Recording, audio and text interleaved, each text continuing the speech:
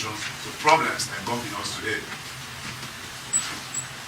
That's why we decided to organize this exhibition.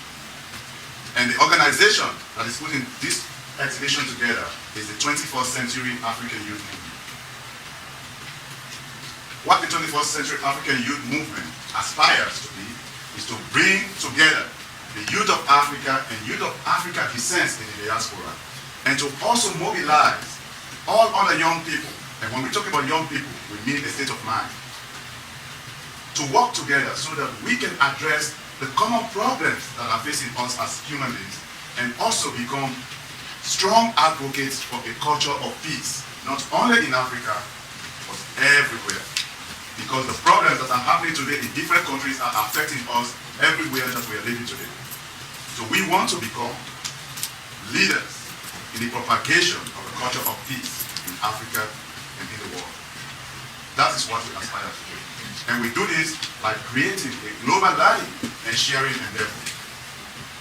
We are telling you what went wrong in Sierra Leone, not exactly from us, but from your own perception when you look at these art pieces. And when you listen to these scholars that are going to put this event into social and historical context. So, when we give you all of this information, what do we really intend to do after all? Well, as an organization, we believe that going to the next level is very important to us.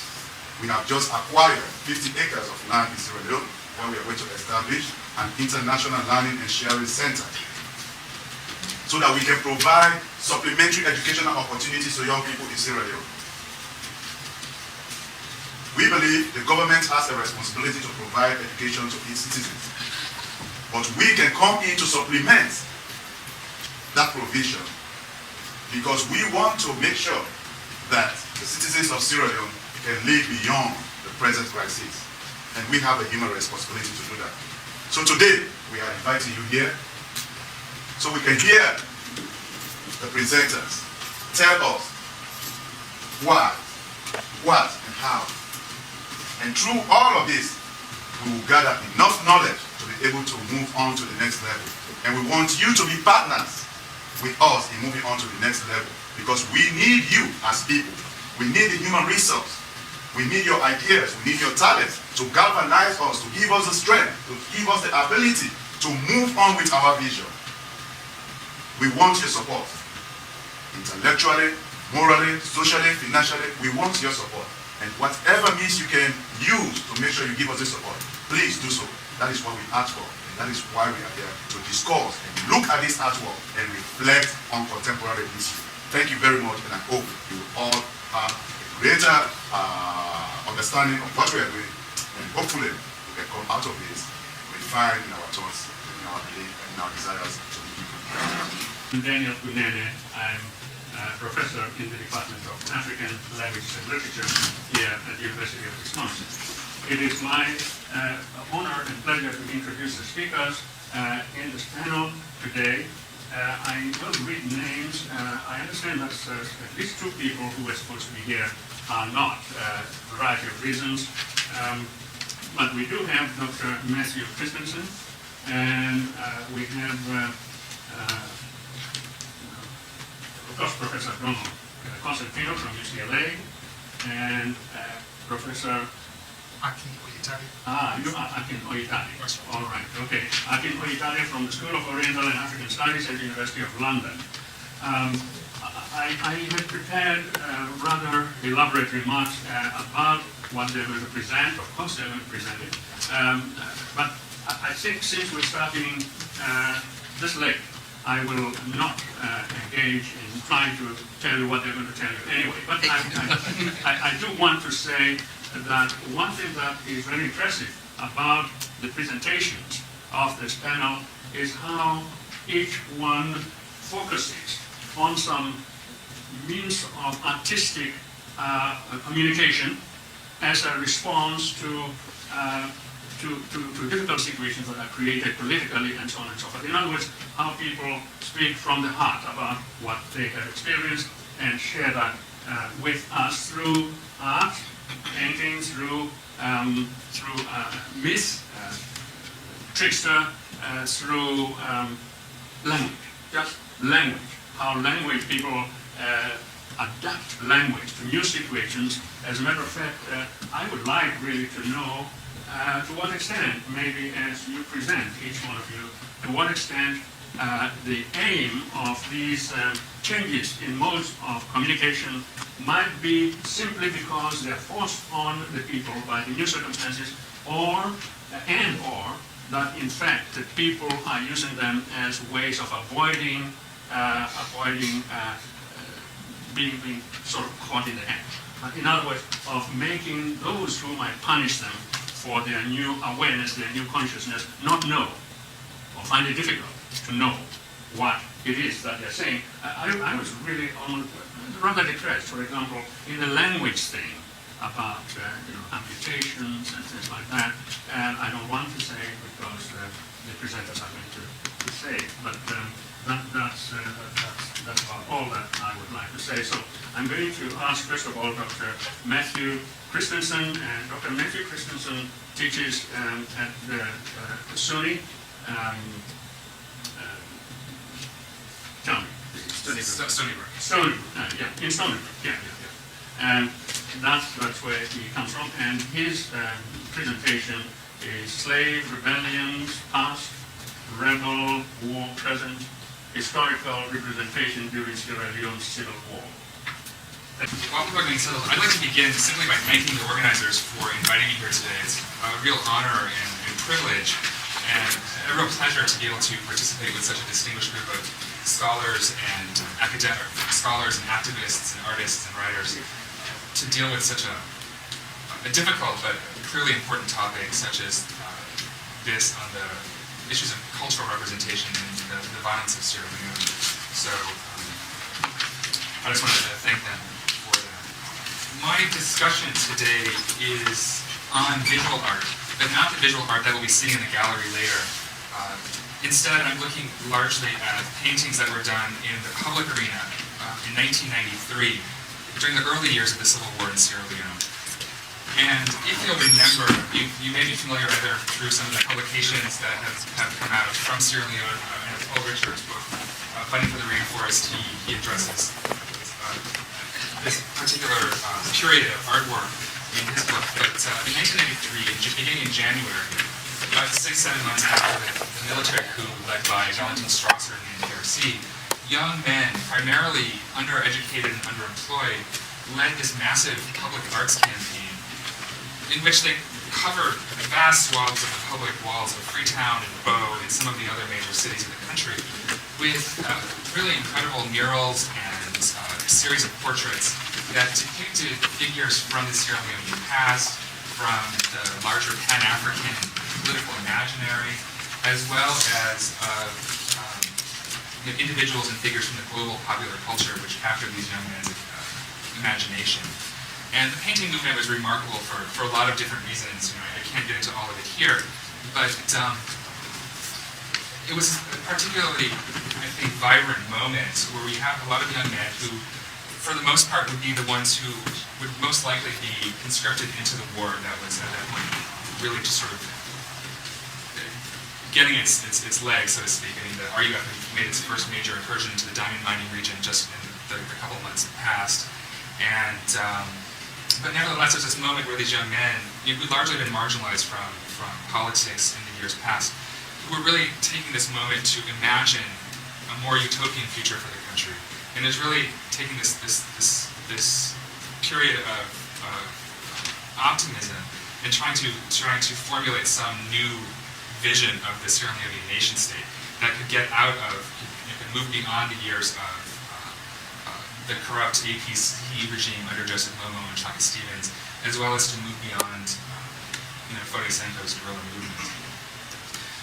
My attempt isn't just to rehash the work that Joe Akala has done on this particular movement in his book Ecstatic Renovation, which offers a nice overview of the movement as a whole, but to look at one individual in particular that gained a certain prominence in the visual arts movement as a whole. And this is just one example of some of the images that appear all across Freetown and Bo and some of the other cities. And this is out on Wilkinson Road in the rather wealthy west end of the city. And here's another image by painter Alexandre Bangura at work. And he's actually painting the outside walls of the Kadema Road prison in central Freetown. And this is another image of Bangura. But my interest in particular is with this figure he's painting here, Sengbe Pie, who gained a certain kind of prominence in the movement. His image was one of the central ones that was represented over and over again by various artists who were working across the city. And there were at least a dozen, if not more, images of him that appeared in Freetown, and then I know also in Bo as well, there was a lot of interest in him. Additionally, Sengbe Pie, if you know, led the 1839 Amistad slave revolt, which, if you haven't seen Steven Spielberg's film Amistad, or the Freetown Players play Amistad Kata Kata, or even Raymond D'Souza George's play The Broken Handcuff, you'll know that the revolt took place off the Cuban coast. It involved about 50 recently enslaved Africans who were all from what is now the nation-state of Sierra Leone. And currently, it certainly wasn't then, but they're all mostly from the Mende region in the south. And they were successful in taking over the slave ship, but unfortunately, they simply didn't know how to sail. I mean, they were mostly farmers or small tradesmen, and navigating a ship wasn't exactly their forte. So instead of making their way back to West Africa, they ended up floating up the North American coast, where they were eventually arrested and captured off the coast of Long Island. Were jailed on piracy and murder charges. But fortunately, with the help of anti-slavery abolitionists, their legal case went all the way to the Supreme Court, where they ultimately prevailed and were able to return to West Africa. So I mean, it's a remarkable story given the history of the slave trade, to what we know about it. So my interest in this paper then is to address how the artists in Freetown in 1993 used the image of Sengbe Pie to negotiate amongst themselves and with the wider community how best to articulate their urban ethics of self-determination, rebelliousness, masculine homosociality, and diasporic cosmopolitanism in order to produce a political vision for the social organization of the Sierra Leonean nation-state in the wake of the NPRC's military coup the year before and of the rebel war that was growing in intensity in the south and east of the country at that point.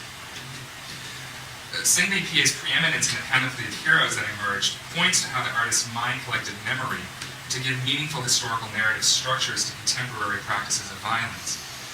The youth regularly linked the Amistad revolt leader visually to Captain Valentin Strasser, the leader of the NPRC military government, thus intimately connecting past and present by telling us that Strasser, like Sengbe Pie, had led an honorable and just revolt in order to end tyranny. And clearly the tyranny at that point was largely that of Joseph Momo in the years of the APC military regime. But there's also the rebel war at that point was very much a part of the same sentiments of ending tyranny. By associating the two men, the young painters explored how to most effectively remember and construct a useful memory or useful meaning from a national history in which slavery, forced labor, colonialism, racism, post-colonial despotism, and Revolutionary United Front's terror loomed large. Sengbe Pie's prominence, I want to argue, reveals the complex engagement on the part of the young artists with the problems of the violence of nation-state-based subjectivity. But I also want to point out, also with transnational modernity, which is to say globalization, in post-colonial Sierra Leone. For as much as the youths define Sengbe Pie as a Sierra Leonean warrior hero capable of ending tyranny, fascination with him resided at least as much in his status as a hero of an American-centered Black Atlantic history. By interpreting Sengbe Pie as a model for a transnational rather than a strictly national subjectivity, the young artists struggled to articulate a new form of identification based on their own cosmopolitan values that could avoid the conflicts of Sierra Leone's recent past. And it would take days to get into sort of the where this sort of cosmopolitanism and sort of global imagination the youth had. But there's been some good work done, and I think Don might be speaking at least briefly to it in his paper next. What I most want to emphasize here, though, today is that at the same time, Sengbe Pie's elevation in the youth pantheon suggests that the artists were struggling to link Sierra Leone's internal conflicts, at least in part to the political and economic stratifications of late 20th century globalization.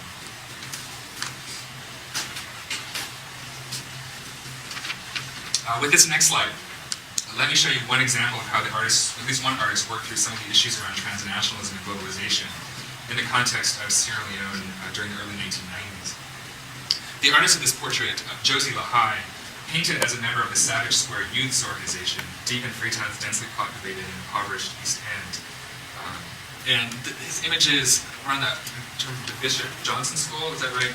Not too far from the dockyards there in East End. Lahai, like other artists, took his image, and you'll see how similar this one is to the previous one we saw by Alessandro Ngura. Lahai and all the other artists took their inspiration from this 19th century portrait by the American abolitionist Nathaniel Jocelyn, who was very much involved in the legal struggle to free the Amistad Africans in 1839 and 1840, and was largely disseminated in Sierra Leone through this publication, which, if you're familiar with it, is a book called Sierra Leonean Heroes, and it was published and produced largely by Joseph Momo's presidential office, first in 1987, and then a more extended version that came out in 1988. And the book is a collection of autobiographical sketches of significant figures from the Sierra Leonean past.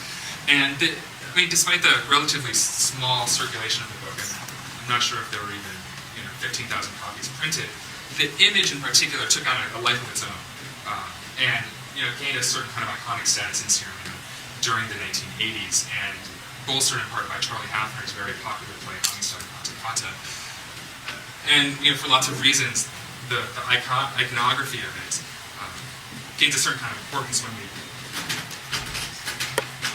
look at images like the one that Lahai created, because Lahai is working on a certain kind of indigenization of the image, putting him in the blue and white striped country cloth of the Mende in the south. He gives him a walking stick, which the artist claims is a chiefly Mende walking stick. I haven't done that kind of ethnographic work to verify, but replaces the bamboo cane in this 19th century original. Clearly replaces the white toga that Jocelyn gave it.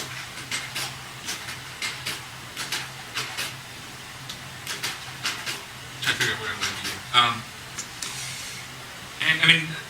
I could go on about the ways in which the indigenization here actually serves as an emphasis on the ways in which Senghor was very much a global figure, and Lahai talks about his significance very much in global terms as being part of this Black Atlantic history. And what I find most compelling about Lahai's political usage of the iconic image stems from his emphasis on the global aspects of Senghor's significance, the way that the U.S. was shaped, in affected, however limited fashion, by the history of the revolt. But nevertheless, he is part of this larger Black Atlantic history. And so this emphasis on the global, what I'm interested in is how the global is then turned back to look at local conflicts of the early 1990s. In an interview I conducted with Lahai, he repeatedly indicated that Senghor bridged politically and historically Sierra Leone with the United States. And when I asked him to elaborate, he gave me a very fascinating response that says a great deal about how Sierra Leoneans, at least the segment of society that was involved in this particular arts movement, responded to the shadow that the U.S. as a global power casts over the country, and how, in a sense, Senghor symbolizes that political relationship. And I've given you two quotes from my interview with Lahai, and I'm going to quote now from the second one, the longer one, and I'm going to skip over parts of it, so if you don't read along, be aware that I'm going to kind of jump over significant sections. Lahai states, first of all, young Sierra Leoneans, most of us are ambitious. We're thinking, you go to school, come to the United States, because the United States is like really the heaven where you come, educate yourself, and go back to Sierra Leone, get a good job, have your family, live well. And I interviewed him, he was living in Atlanta at the time I interviewed him, so the references are about the U.S. from the position of being in the U.S. So now, when we thought about Senghor and the connection to the United States, we thought other Sierra Leoneans have come to the U.S. and survived and succeeded. Senghor was one of those. Came to a country like this where he doesn't even know any law, and he still, with the help of other people, survived and succeeded. So we youngsters thought the connection between Sierra Leone and the United States, we thought having this connection was a great thing, that one day Sierra Leoneans would have easy access to the United States, like the United States people have easy access to Sierra Leone. We thought, if we have people who have come to the United States and lived here and worked here in the United States and survived and do it young, then any other Sierra Leonean would do it. So it was more like a morale booster for young Sierra Leoneans. And I'll stop there, but if you look on, you can see where he this actually leads him to talking about the historical connections between West Africans and Sierra Leoneans in particular, and diasporic Africans who trace their history back through the transatlantic slave trade, and even mentions Alex Haley's roots as a model or some sort of connection that Sengbei also symbolizes. The implications of Baha'is statements are fascinatingly complicated for all they reveal about desire, social status, and the stratifications of power and dominance. But for the sake of keeping within a reasonable time allotment, I'll just highlight two themes.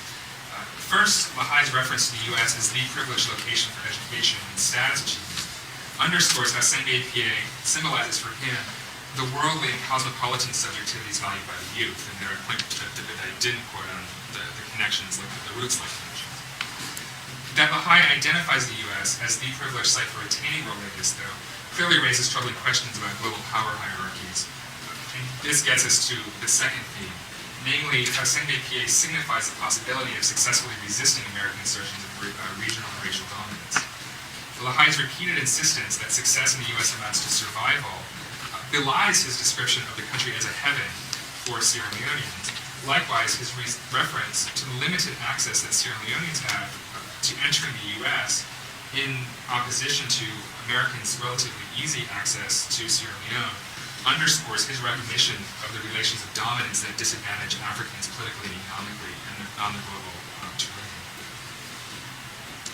Sengbei, who refuses to submit to an earlier manifestation of globalization or global dominance, then comes to symbolize the possibility of subverting America's authority and coming away the more powerful for it. But for Lahai and other painters, this global fascination was ultimately turned back on the Sierra Leonean nation-state in an attempt to articulate a response to the conflict engendered by Foday Sankoh's guerrilla activities. In the first quote that I give you, which I won't quote from, but you can take a look at it at some point, Lahai proposes that the parallels he and other painters saw between the Amistad Rebellion and the NPRC's coup d'etat motivated them to depict the 19th century revolt leader as their principal icon. And it's very much, because Sengbei and Valentin Strasser were conceived of as being kinsmen, or Sengbei was sort of an ancestor symbolically to Foday, or something like that. Valentin Strasser, quite the opposite. And a spokesperson for one of these youth groups who was involved in the painting campaign actually explained, quote, Sengbei and Captain Strasser are the same person, both revolutionaries. And that quote I got from Opala's book, Ecstatic Liquidation. And so for the period from the 1992 coup through the first half of 1993, while the painting campaign was going on, and this is before disillusionment with the NPRC began to set in, which came relatively quickly, Strasser was considered by these young men involved in the painting campaign to be a consummate soldier and national hero. And Sengbei was his mirror, reflecting the attributes of selflessness, discipline, tactical acumen, political savvy, and above all, youthful vigor. Sengbei's appeal as a warrior, however, I want to suggest, resulted only partially from the popularity of the NPRC military regime.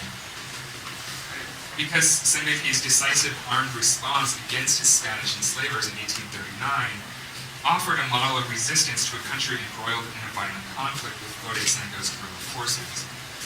The country's now youth, as I mentioned, many of these relatively impoverished young men from Freetown involved in the arts campaign were among the war's most likely combatants, and as a result were especially preoccupied with issues of violence and warfare. This is something that Paul Richards and other people have gotten into in various kinds of publications. For Sengbei then to successfully resist an enslavement that millions of others could not, and to return thousands of miles to his homeland, made him a powerful example to these young men who faced entering into a battle from which few would return alive, or at least unscarred or unscathed. As a result, I found that there was a real attempt to translate the moral authority that Sengbei gains in his success in resisting slavery and actually acting out against slavery, to take this moral authority, this moral legitimacy, and sort of translate it to the militaristic aspects of the Sierra Leonean society or the political context of that moment.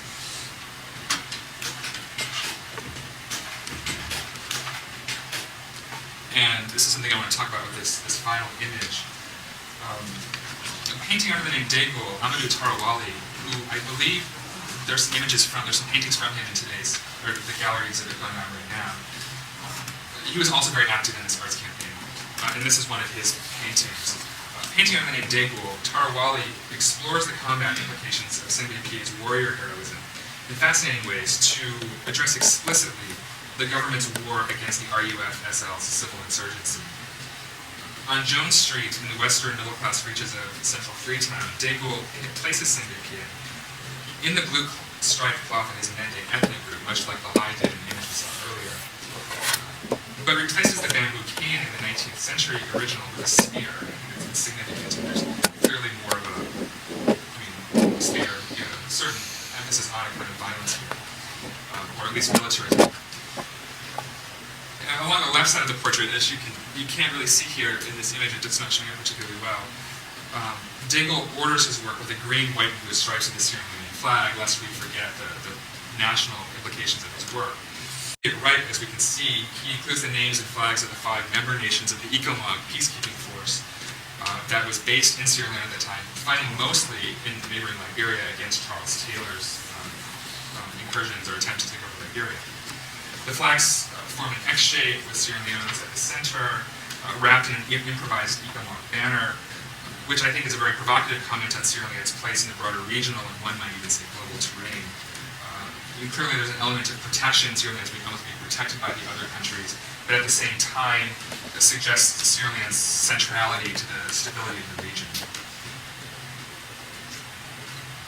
By a chain of visual associations generated in these images, I want to argue that Daegul links Senbei Pie through the multinational peacekeeping ECOMOG force to the RUF-SL's brutally violent rebellion in Sierra Leone. But linked importantly through the destructive aspects of globalization and nation-state-based politics, which is to say ultimately through Charles Taylor, who the ECOMOG was fighting, but who clearly, sort of popular discourse in Sierra Leone identified as being very much behind Foday Senghor's activities in the south and east of the country at that point. If not the mastermind of it, at least there was discussion that he seemed to be coordinating aspects of it. In exchange for the diamonds that, at that point had only just started coming out of the country through the RUF, because they'd only actually at that point really just taken over the diamond mining fields. But nevertheless, it was difficult to talk about ECOMOG without talking about Charles Taylor, without then talking about Foday Senghor. And so in a sense, I think there's an undercurrent to this particular image of the diamond trade, which is to say the dark underbelly of globalization, and all of the violence, corruption, and terror associated with it in Sierra Leone.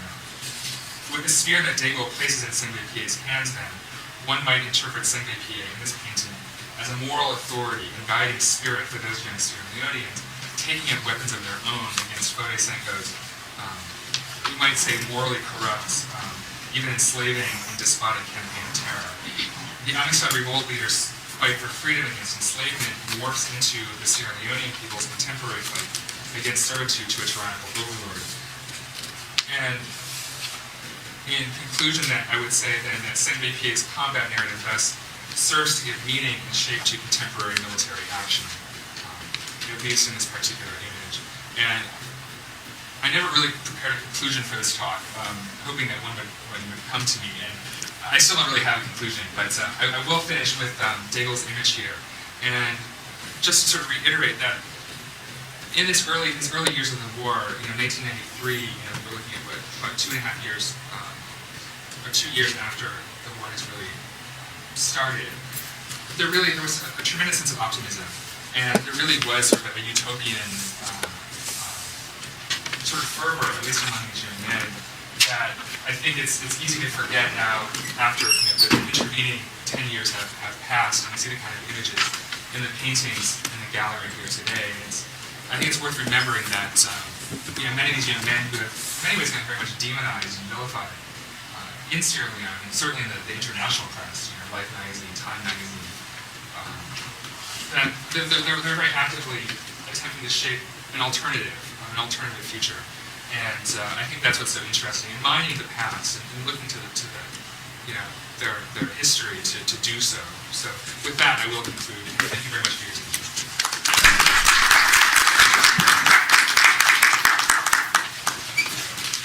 Thank you very much. We'll, of course, hear all the presentations first before we have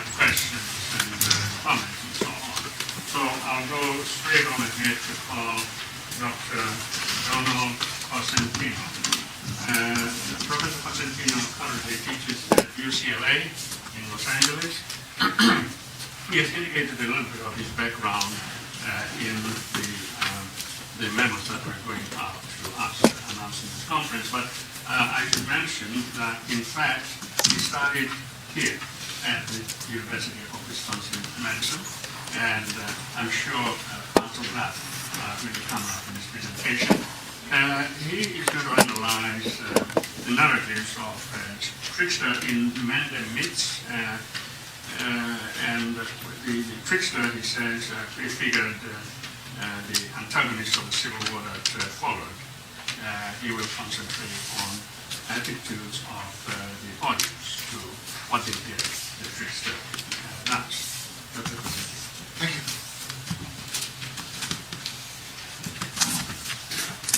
I prepared a very formal presentation, because I think this is a very formal occasion. It is for me anyways, in the sense that I've come from sunny Los Angeles to cold Madison in order to pay homage to a place that I love very much, which is Sierra Leone, which is a place I haven't seen in a long time. I haven't been back to Sierra Leone since the 1980s, but it's never far from my mind, as I'm sure it's not far from the minds of all of us here, forced into our consciousness in the last few years because of a horrendous civil war which seems so inexplicable to those of us who have had a love affair. And so it's with all of those mixed emotions that I'll present to you this paper, which is sort of a letter that I'm writing to somebody about my own experiences in Sierra Leone and how they figure into my trying to cope with an understanding of this otherwise inexplicably brutal civil war that engulfed the country. So, I have three intentions in presenting this paper. First, to introduce to this conference evidence of a juvenile marauder named Musa Wo, which Musa Woloi, Little Moses is how you translate that from Mende into English, whose random mayhem in the images of Mende oral tradition may have foreshadowed the random mayhem of real-life juvenile marauders from what has been called the East Atlantic War Zone. Then, to suggest how many audiences have understood this character and to use narratives told about him to appraise the nature of their own civil society and imperatives for its maintenance. And finally, to juxtapose images from Mende oral tradition to journalistic accounts from the Eastern Atlantic war zones, which suggest that the template for this children's insurgency may already have existed in narratives from oral tradition. That such juvenile atrocities are a realization of pre-existing nightmares in Mende anti-mythology. It's rather ambitious for 20 minutes, but here we go. On a more personal level, I offer this analysis as an expression of my gratitude to Sierra Leone and to the people of Matru on the Rails for accommodating me during a year of field research in 1973-74 and subsequent research in the summer of 1983. It was my great good fortune to have worked there alongside Modupe Broderick and Sil Jenny Coker, Sierra Leonean colleagues from the Wisconsin Department of African Languages and Literature, and later to have shared insights with a cohort of brilliant anthropologists and art historians, Ruth Finnegan, Fred Lamp, John Nunley, Sylvia Boom, Carol McCormick, and Ruth Phillips, all of whom were working in Sierra Leone during the same decade. All of us researchers had myriad reasons to be grateful for being allowed to work in such a culturally rich place, to enjoy the joie de vivre in a country Graham Greene called the soup sweet land. Those sweet experiences made the nightmare that descended on Sierra Leone at century's end only that much more unbearable for those of us witnessing the unfolding catastrophes from the outside. But in truth, how can any outsider begin to understand what Sierra Leoneans were forced to endure, except perhaps through Fyodor Dostoevsky's banal observation, we cling to life as we can. So I speak from my own experiences, but also from those of colleagues such as art historian Ruth Phillips, who eloquently expressed what most of us were feeling in the preface to her book on Sande masquerading traditions called Representing Women. And I quote from a paragraph from that preface. During this period, and she's talking about the 70s and early 80s, during this period, Sierra Leone and Mendeland I'm sorry, she begins with now and then moves back to the early period. During this period, Sierra Leone and Mandyland have been overtaken by violence and political disintegration. As I write these words, hundreds of thousands of Mende people are living in refugee camps, and countless innocent people have been brutally slaughtered. Telu, where I carried out most of my field work, has been burned, as have Bol, Matru, and many other of the principal towns of the Mende. Without doubt, many of the men, women, and children whose images fill this book have died or are suffering dispossession and deprivation. The contrast between the dreadful present and the bustle and optimism of the post-independence years of my fieldwork could not be more stark. History has made of this book a remembrance and a homage of a sort I never could have imagined or intended. Perhaps these pages will in some small measure suggest the rightful images of presence and life where now there is too much absence and death. My family and I lived in that village named Matru, lamented in Phillips's preface. In the 70s and 80s, Matru was a well-ordered place. Village life was tightly wound between the gendered isotopes of Sande and Poro, sodalities as sensitive as gyroscopes to shifts in local power. The oral narrative traditions I was recording mirrored those calibrations. Narrative balancing narrative, the whole flourishing as in a state of dynamic stasis, finely tuned to what I described at that time as the maintenance of contrarious balance. There was one fictive exception to this ordered state of affairs, a rogue named Musawo, Little Moses, whose narrative adventures seem in retrospect like a precognition of an impending nightmare. Let me tell you a bit about Musawo. Musawo is the protagonist of 6 long, fragmented narratives which I collected in Sierra Leone in 1974. In both form and content, these narratives differ from other domecia of Mende tradition, whose themes reflect the society's emphasis on maintenance of precarious social balances.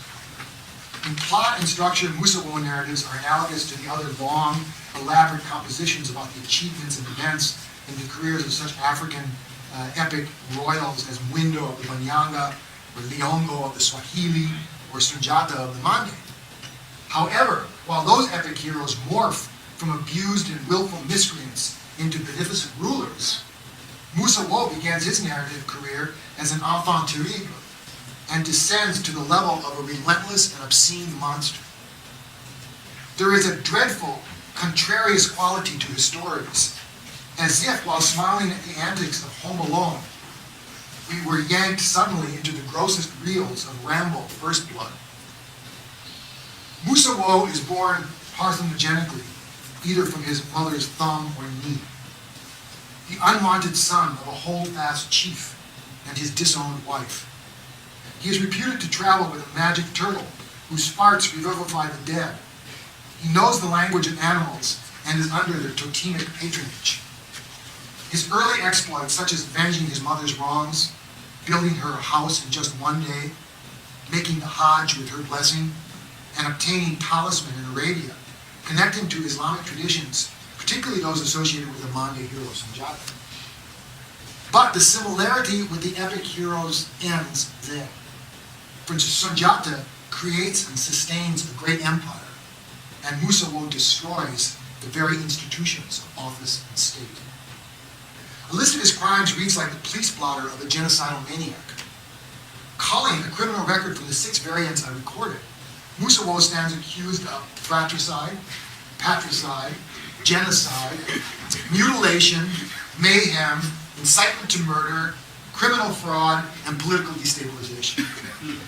Specific charges include organizing the mass suicide of his father's subjects, inciting his brother to assist him in the mass murder of a chief's wives, urinating on the head of a chief whose wife he has just killed, and castrating an old man with a poker.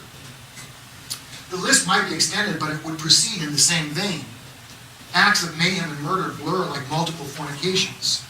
Both pornography and violence run towards exhaustion after their first exhilarating climaxes. Perhaps it is for this reason that Mende narrators say a Musawo story can never end.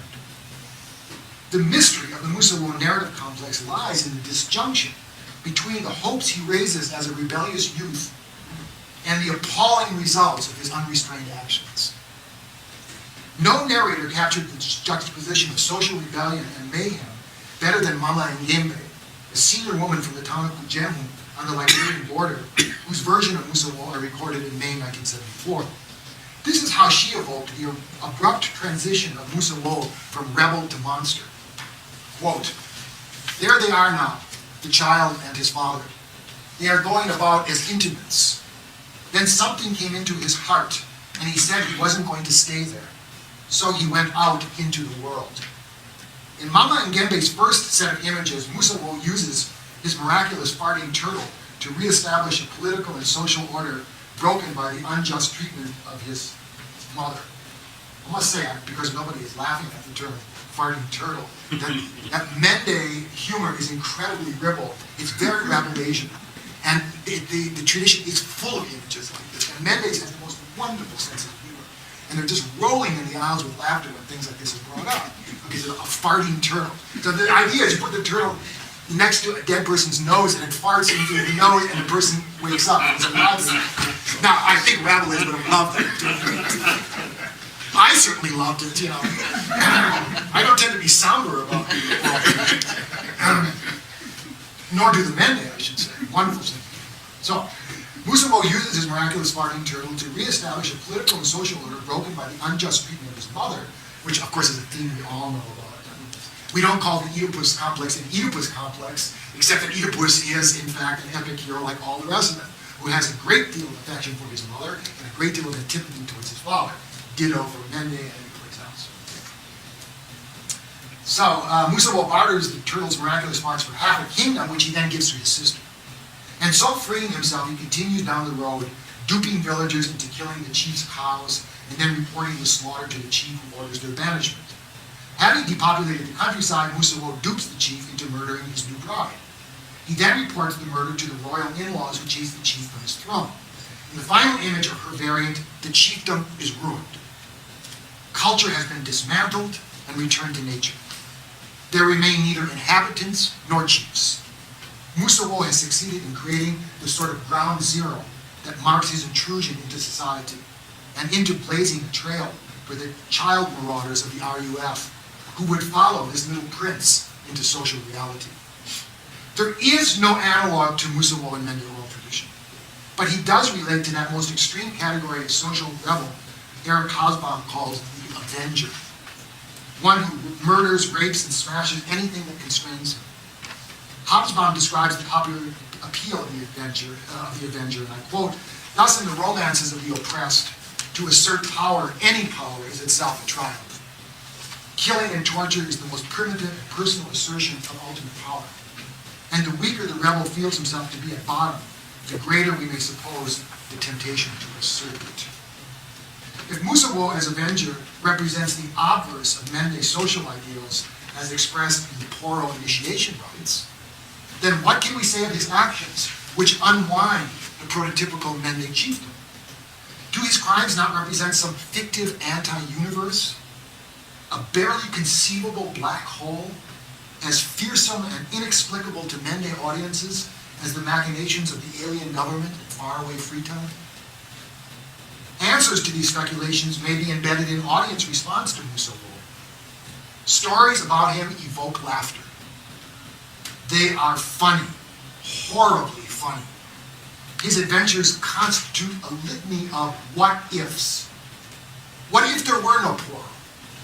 What if social controls were destroyed? What if the sagacity of age and tradition gave way to the whims and impulses of children? What then would the world look like? Broken and meaningless, like the final images in Mama Ngembe's narrative. In the face of such barely conceivable what-ifs, Mende audiences laugh at visions too horrible to otherwise entertain. Like all the varying performances of this tale, Mama Ngembe ended her own by saying, it had no ending. In that way, Musawo tales parallel those of Kaso the trickster spider, whose misadventures are often narrated in loops like cartoons at a movie. But Kaso is funny because he is small and powerless, while Musawo is terrifying because he is small and omnipotent. As he destroys social boundaries, so his narratives are without boundaries. Once unloosed, Musawo is impossible to constrain. Finally, I note that the cycle of Musawo narratives is hermetic. That is to say, the tale is widely known but little told. I did not record any version during my first half year of research in Matru. It was only when I left Matru to do fieldwork in other parts of Mende land that I encountered the narrative and thereafter collected its variants, mostly by my request. Why were these performances so scarce? Was its narrative vision too awful to behold, like the fascinating but unbearable face of a devil? Did the Musawo epic constitute some sort of Mende Book of the Dead? Their account of the end of the created world?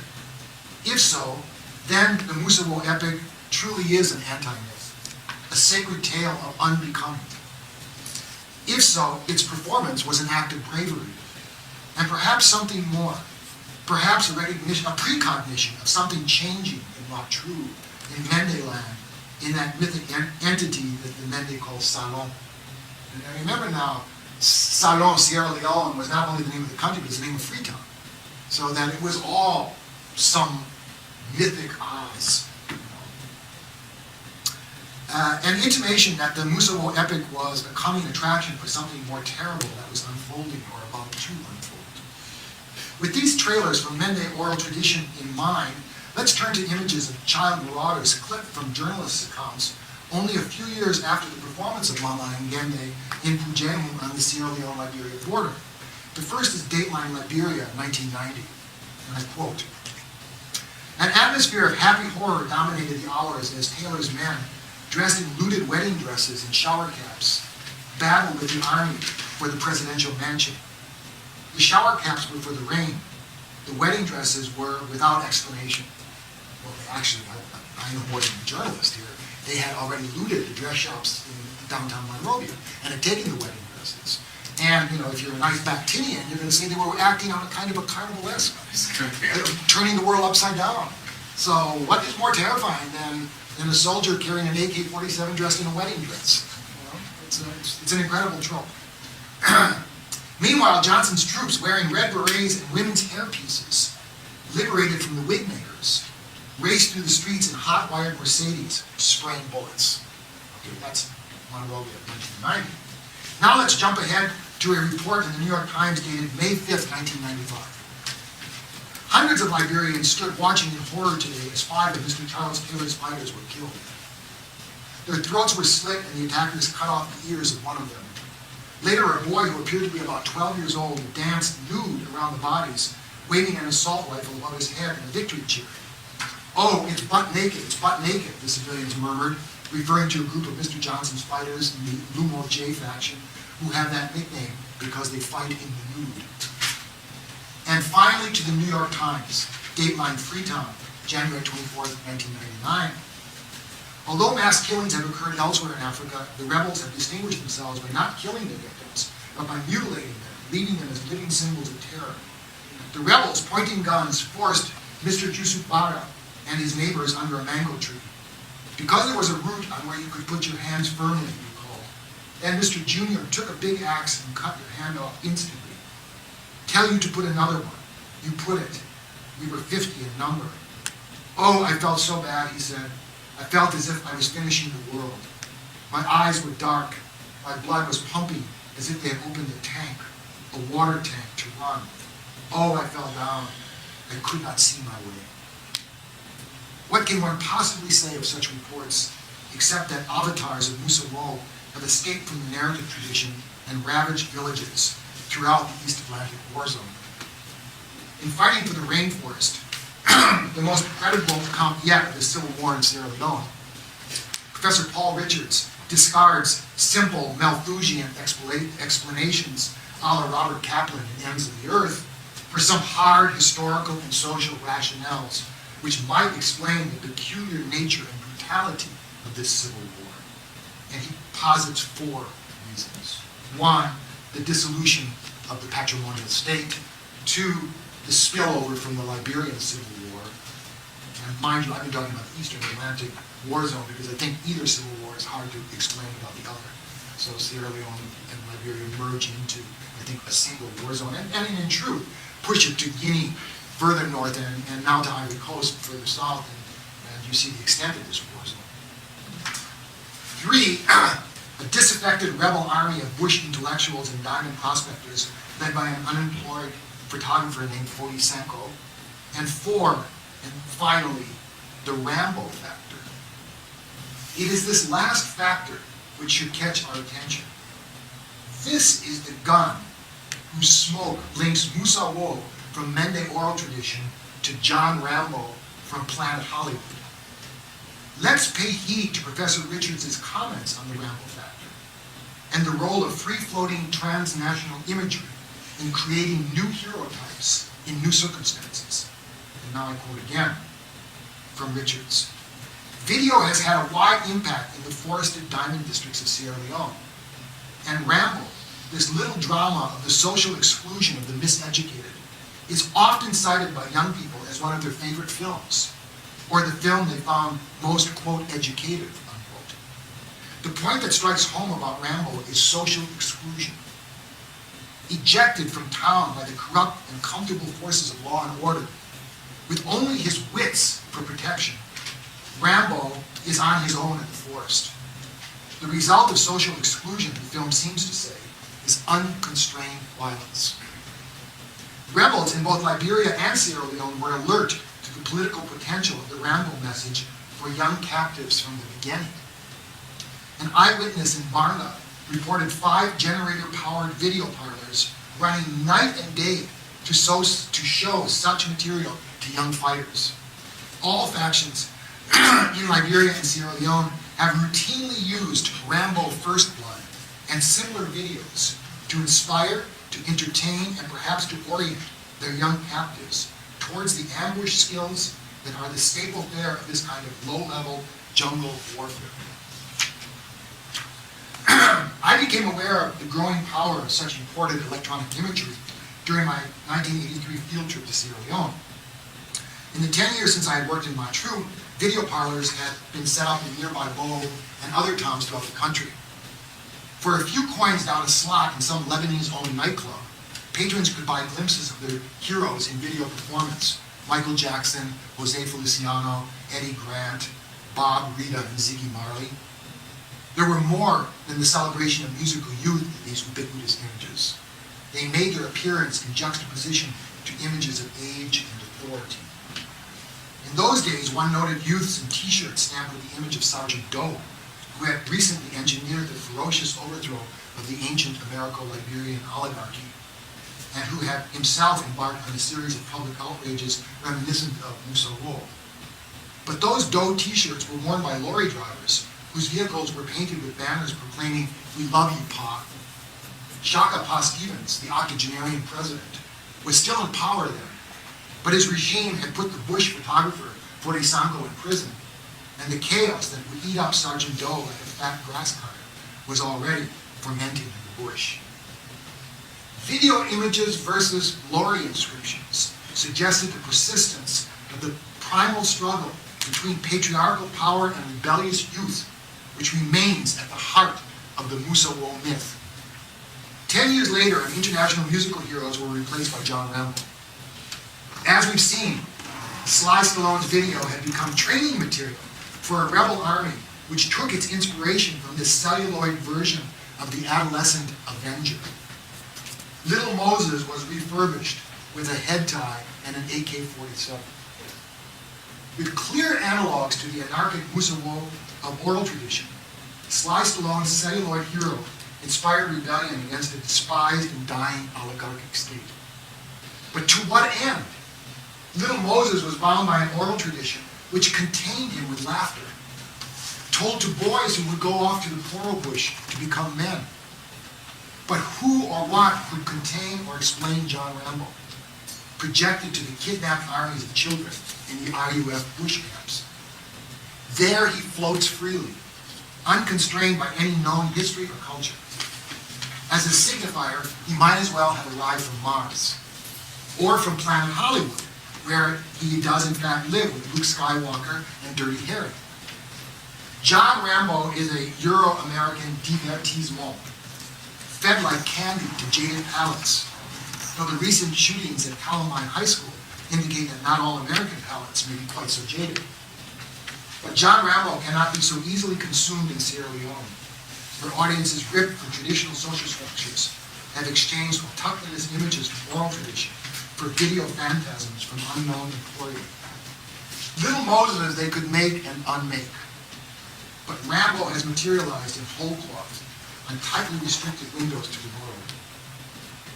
Unhinged from oral tradition and from the constraints of social order, this video avenger managed to cut quite a swath through what remained of the rainforest.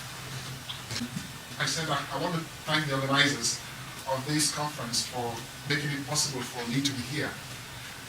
This work is a joint effort between myself and a colleague of mine who is at the Faraday College, University of Sierra Leone, who is not here today, but I'm presenting this joint work, representing him. Let me explain also that this is a project that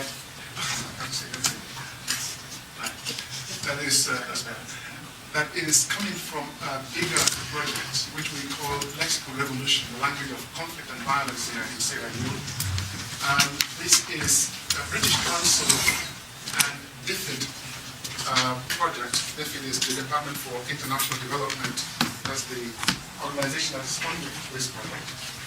And what we started with is what we call Washing as Killing, Language and the Culture of Violence in Sierra Leone. It's a very long-winded title. Verbalizing the conflict and post-conflict situation in jokes, plays, songs, etc. as a means of exercising control over experiences of extreme disorder and the disintegration of law and order. Now, what I'm going to be talking about this afternoon is just a part of that. So it's a larger thing more than that. But let me say also that the purpose of the LINK program, this is a LINK program between the University of London, School of Oriental and African Studies, and the University of Sierra Leone, Faraday College. And what we want to do is to explore how language can be used to articulate and challenge the conditions of poverty, conflict, and post-conflict situations found in contemporary Sierra Leone. We want to see how to utilize language as a vehicle of communication in such a way that it addresses and supports the objectives of the National Council for Demobilization, Disarmament, and Resettlement, NCDDR, and the National Council for Reconstruction, Resettlement, and Rehabilitation, NCRRR. We're already working in Sierra Leone. We want to, among other things, also establish a course at Faraday College linking the acceptability of the language and experience of poverty as an essential prelude to the language and acceptability of violence. We have an MA program and a diploma program going on and a number of other things, but I won't go into that because of time. Now, what we started doing is to make a conscious effort to conduct an investigation into the Sierra Leone Civil War and its attendant violence on the lexical continuum of Freetown Creole. A detailed and insightful analysis of the Civil War is, outlining the role, as Professor Constantino mentioned, the role of the forest, the youth, and the resources is already provided in the book that he quoted from, and he referred to a couple of times, Fighting for the Rainforest, War, Youth, and Resources in Sierra Leone by Professor Paul Richards. Now, this paper operates on the fundamental assumption that all human experience, all human activities, and all human efforts can be articulated linguistically.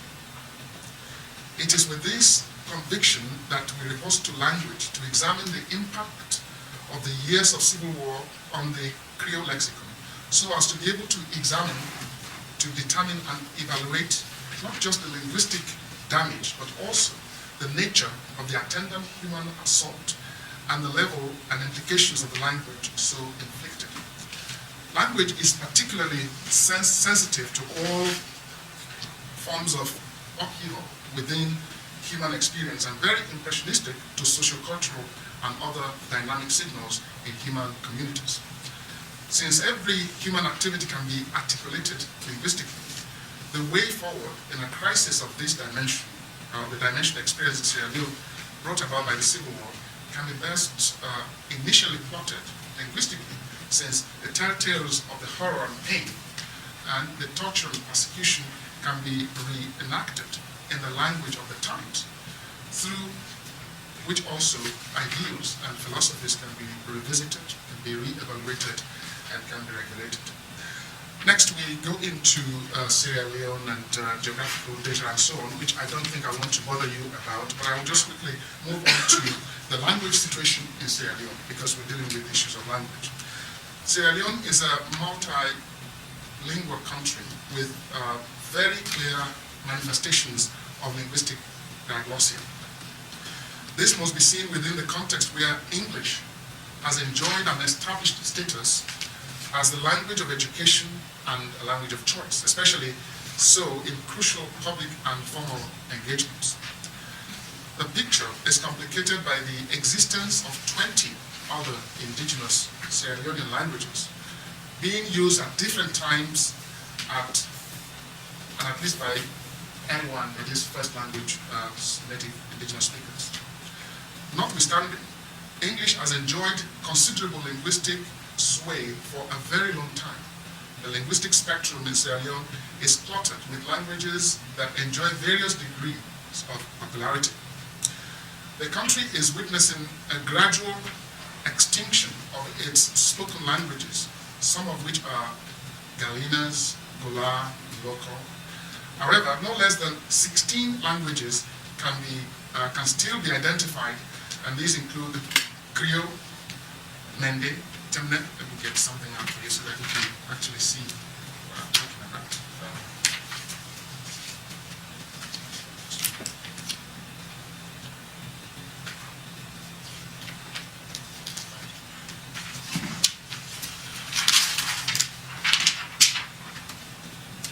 Right, so we have these languages. We have no less than 16 languages that can still be identified, and these include Creole, Mende, Tamne, Limba, Kono, Susu, Shabro, Fula, Yalunka, Krim, Vai, Kisi, Kru, Dingo. All these languages, with the exception of Creole, belong to the same family, that is the Niger-Cordofanian family of African languages. The family is divided into two groups, the Niger-Congo branch and the Niger-Cordofanian, and then we can go on to say that the Niger-Cordofanian branch subdivides into two other groups, one of which is the Mende group, to which Kono, Susu, Yalunka, Vai, and Mende belong. The remaining ones, Temna, Shabro, Krim, Kese, Gola, and Limba, belong to the West Atlantic subfamily. Fula alone belongs to the northern branch, and Creole belongs to a class of its own, but manifests significant features consistent with the other Sierra Leonean languages. Right.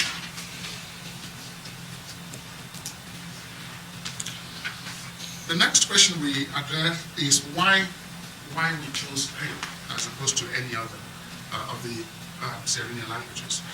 Current statistics indicate that Temne is spoken by 30% of the population of Sierra Leone, and mainly in the northern part of the country where the ethnic group reside. Mende is also spoken by 30% of the population and predominates in the southern and eastern segments of the country where the largest percentage of this ethnic group lives. Although these two ethnic groups form 60% of the population, and by virtue of their numbers must attract greater attention, coverage, and interest, it is Creole, with only 10% of the population, or as L1 speakers, that is the dominant language and the lingua franca of Sierra Leone. Creole enjoys this peculiar status of being the only local language with an exploding lexicon that is understood by about 95% of the population, with its lexicon containing about 50% of lexical items from other surrounding languages. It can be easily identified and understood by all. Creole is an English-based Creole language that developed out of the contact between the speech forms of the Black Poor, the Nova Scotians, the Maroons, the Refractives, mostly the Yoruba from Nigeria, and I have a kind of self-interest there. I teach Yoruba language and culture, and I have been fascinated by the link between Sierra Leone as a very important country in that region at a time when Nigerians and Ghanaians and other people from West Africa actually go to Sierra Leone to have their education. That's like going to England to study at the time.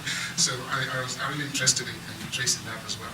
And the Sierra Leonean inhabitants of Freetown, the Freetown Peninsula, at the time of the resettlement in Freetown. A careful look at the Creole lexicon will reveal significant borrowings from English and Yoruba, then Hausa, Wolof, Portuguese, Jamaican Creole, Arabic, Fanti, French, Fula, Mendi, etc. Now we go on to a variety of Creole, and here I will not, because of time, I can't go into all the details, but just suffice it to say that we identify that there are varieties of Creoles. There is what is referred to as village Creole, and if you want to talk to me about that and with examples, we will go into that later. We have what we call Freetown Creole. We identify what is referred to as Frobe Creole or Aku Creole.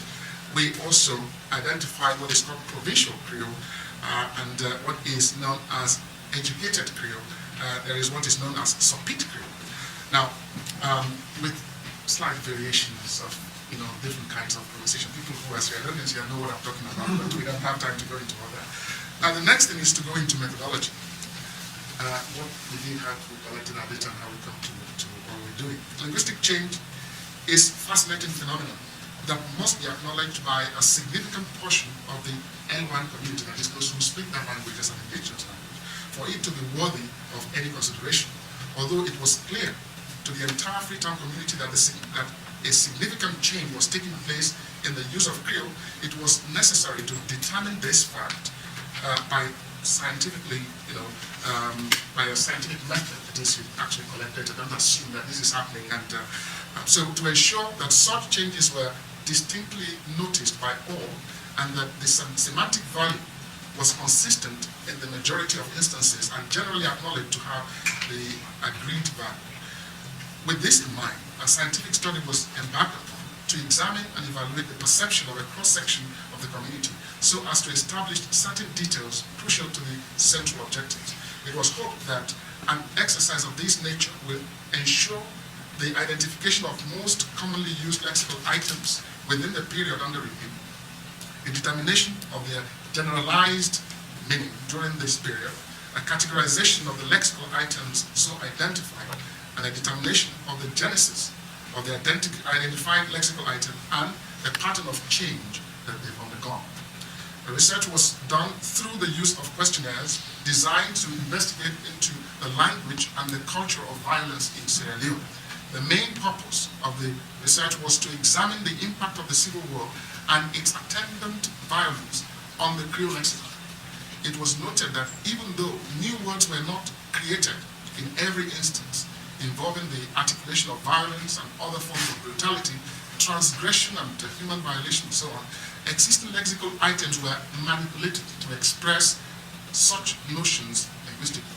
The questionnaire requested the respondents to examine the Creole lexicon very carefully and determine those instances when, for example, words that they knew to have a particular meaning were used to mean something else during the Civil War.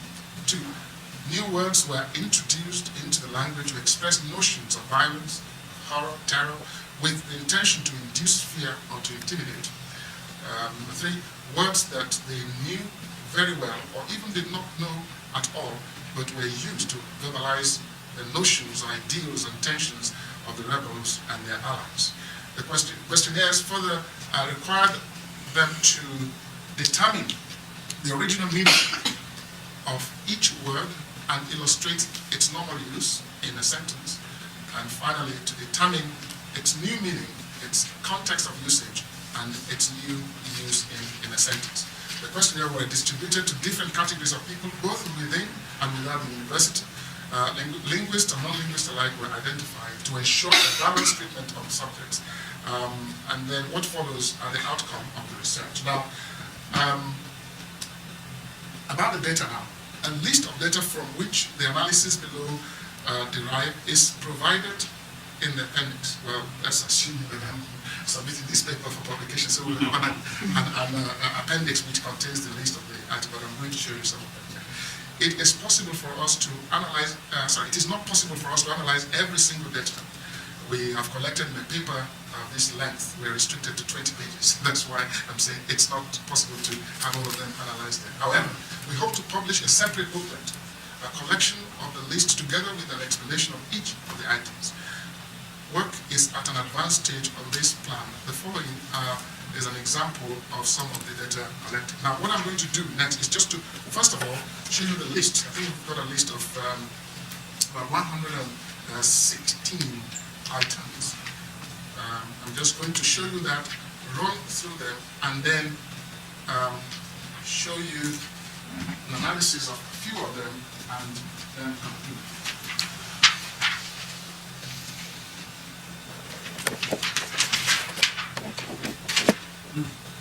Now, this is what I refer to as what we come in the appendix, the data that was used for analysis. The word there, was, which means literally to wash, as you use water to wash something, that's what it means in Creole, has come to mean to kill. So when you hear wasa, it means kill him or her, and refer to him or her. Overlook derives from English word to overlook, or something to overlook somewhere. But it then took on a new meaning, which is to look down on someone. And as we've had in previous presentations, there are quite a number of children involved in this. So looking down on them means that you treat them with contempt, and you disobey the number of Indian authority and instruct them to do something because they're young, and that may mean a problem. Let me quickly run through that and then take a few more to explain. I'm doing it one by one, we won't leave here today. You have Ajua Abu Black, that's interesting, I'll talk about that later. Congo, Jaja, Ramadan, Eye Drop, again, another very interesting one. Tabe, Flood, Safe, One Love, Mission, Rock Oil, two different meanings there. Try Me, Raise, Advance, Approach, Deploy, Retreat, Logistics. You should not say military terminologies coming in a number of ways. Drag, Revolt, Stabo, Rally, Loot, Grana, Disarm, Ambush, Reiki, Open Firing, Launch, Colonco, Pull Out, Escort, Comb, Base, Flush, Dash, Long Sleeve, Short Sleeve, Park, Kill, Operation No Living Thing, Operation Pay Yourself, Colombia, Wear Black, Management.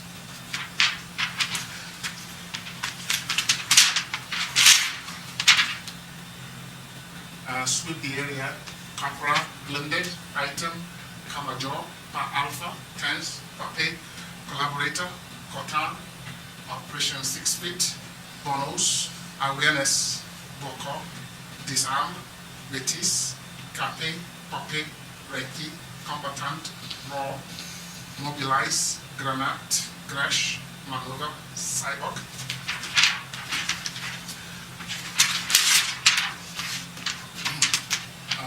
Go Shaking, Sobel, Mondo, Bomb, Oga, Blast, With You, Without Camp, Perform, Nak Di Domot, yes, Domot, Denot Di Grom, Secure the Area, Indinot, Enam, Engam, Range, Wala, Nak Jabon, Base, Logistics, Pull Out, Sobel, Combat, Tama, Blast, Bomb, Dash, and the last one.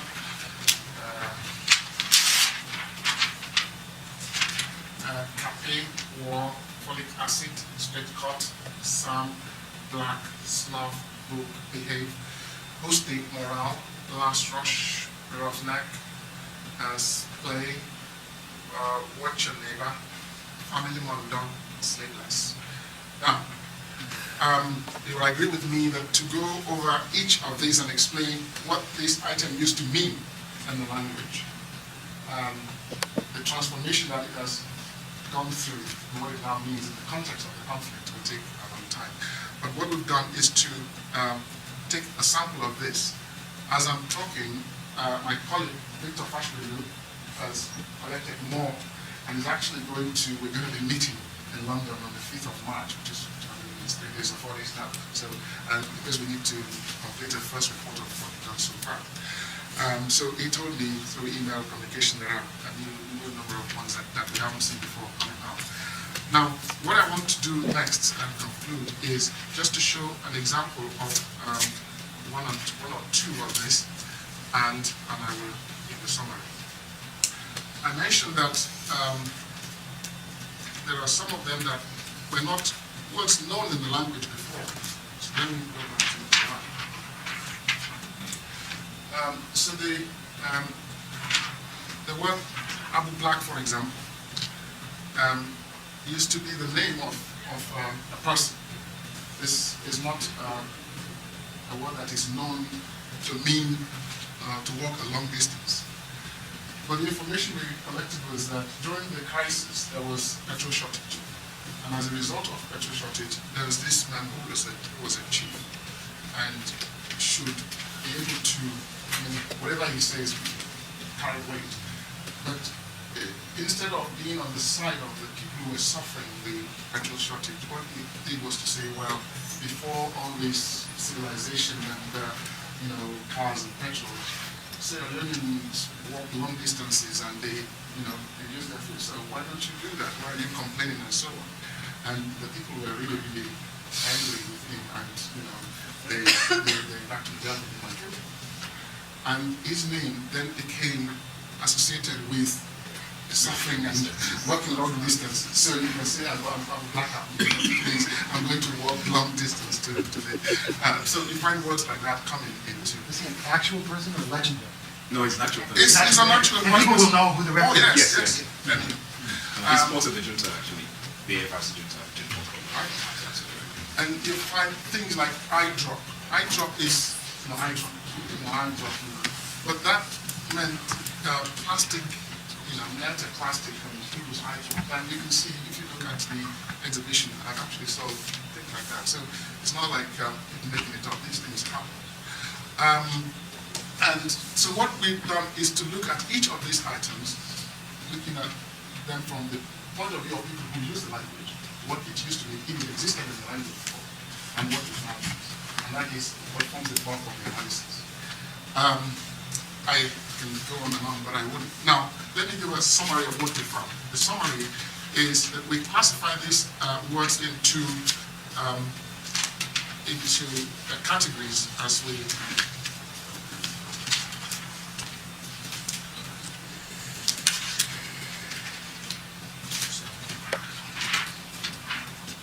Now, what we find is that we can actually break these words down into these categories. We have one that are clearly military terms. So words like collaborator, Reiki, blast, corporal, combatant, open firing. Open firing is another one. Open firing is to open fire. But that became a term that is used when someone is spending money lavishly to impress a female, so, now, Captain Operation Combat, those are military ones. Terms that border on issues of morality. This Colombia has to do with drugs, and there's a whole story about that, about the place where bodies embalmed and then again linked with drugging people so that they can then do what they did. Lunch. Kolonko is What about the Ramadan?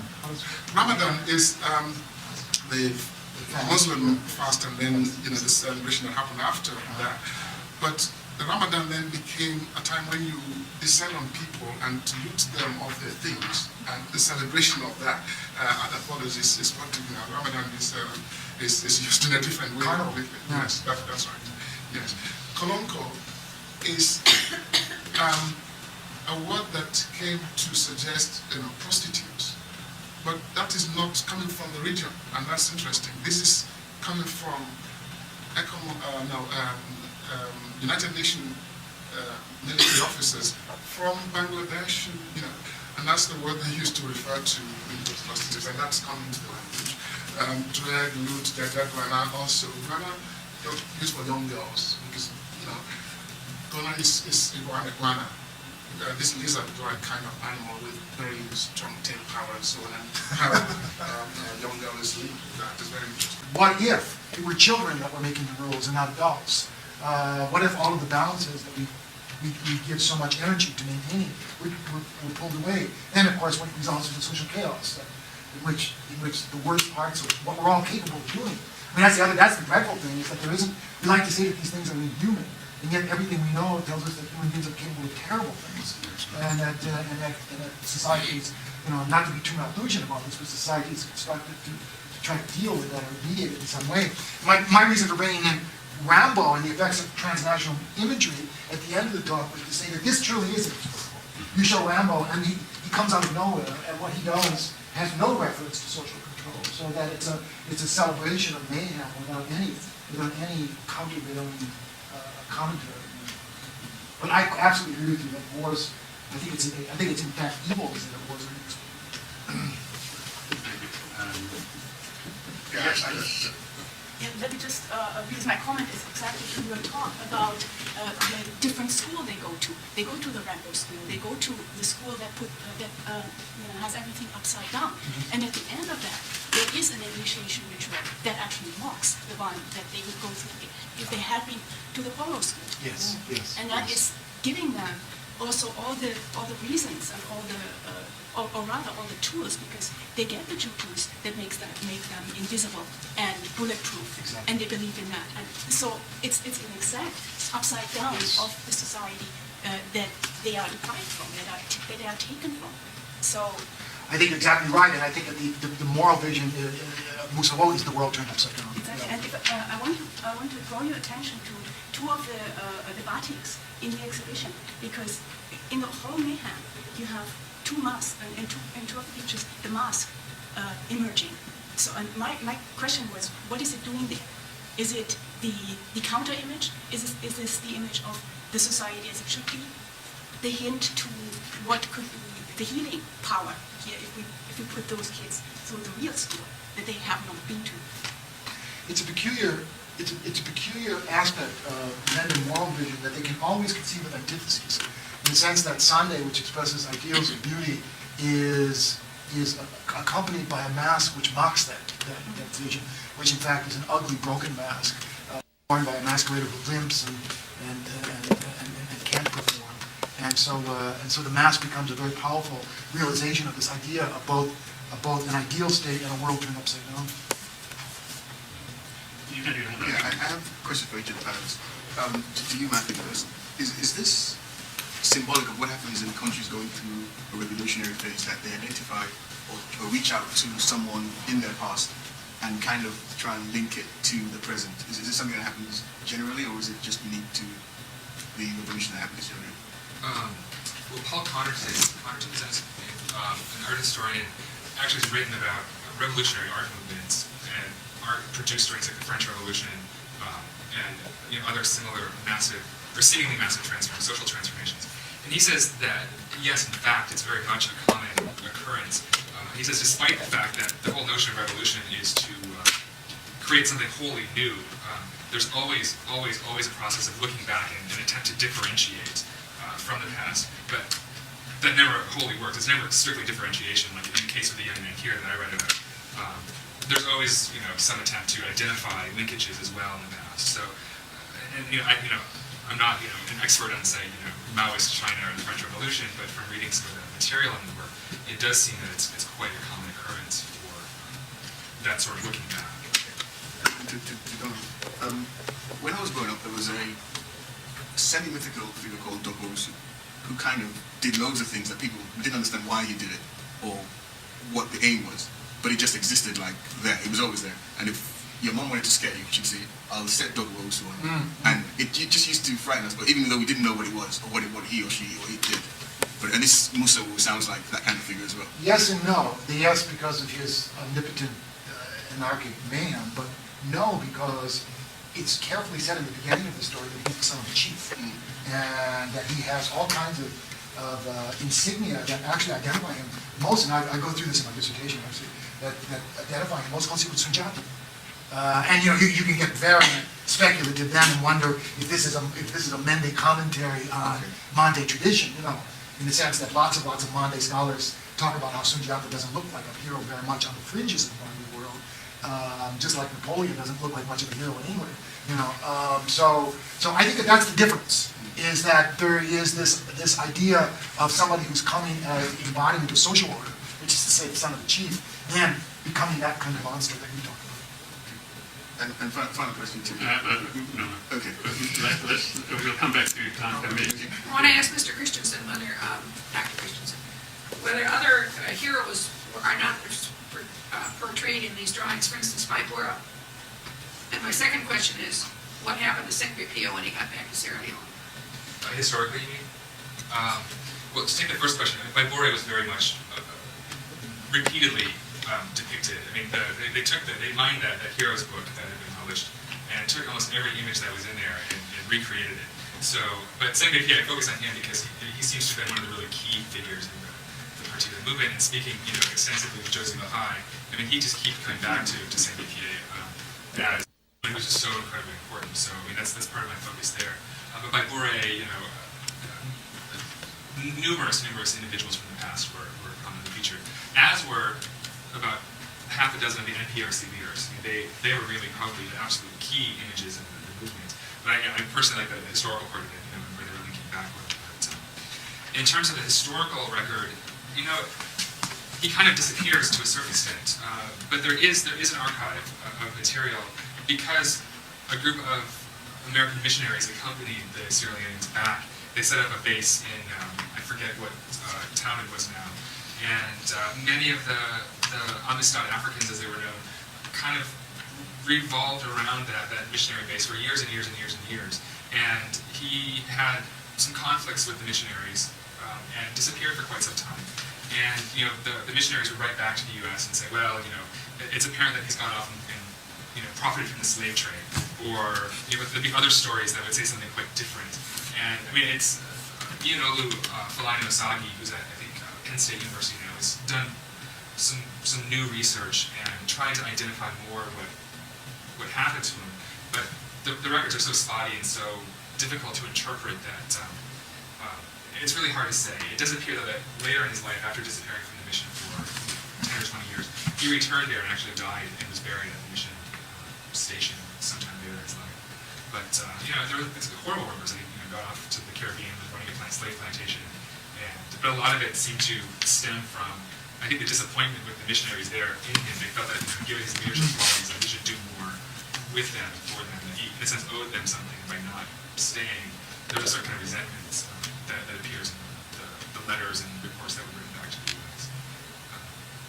And it's interesting because even in the U.S. in the 1960s, when Senghor Pio kind of becomes a new iconic figure for Black Power nationalists in the U.S., there was a certain this notion that he'd become involved in the slave trade persisted oddly, and it made him an ambivalent figure for many African Americans who were looking toward heroes from the past as well. So it's complicated, and there's not a good notion of what actually happened.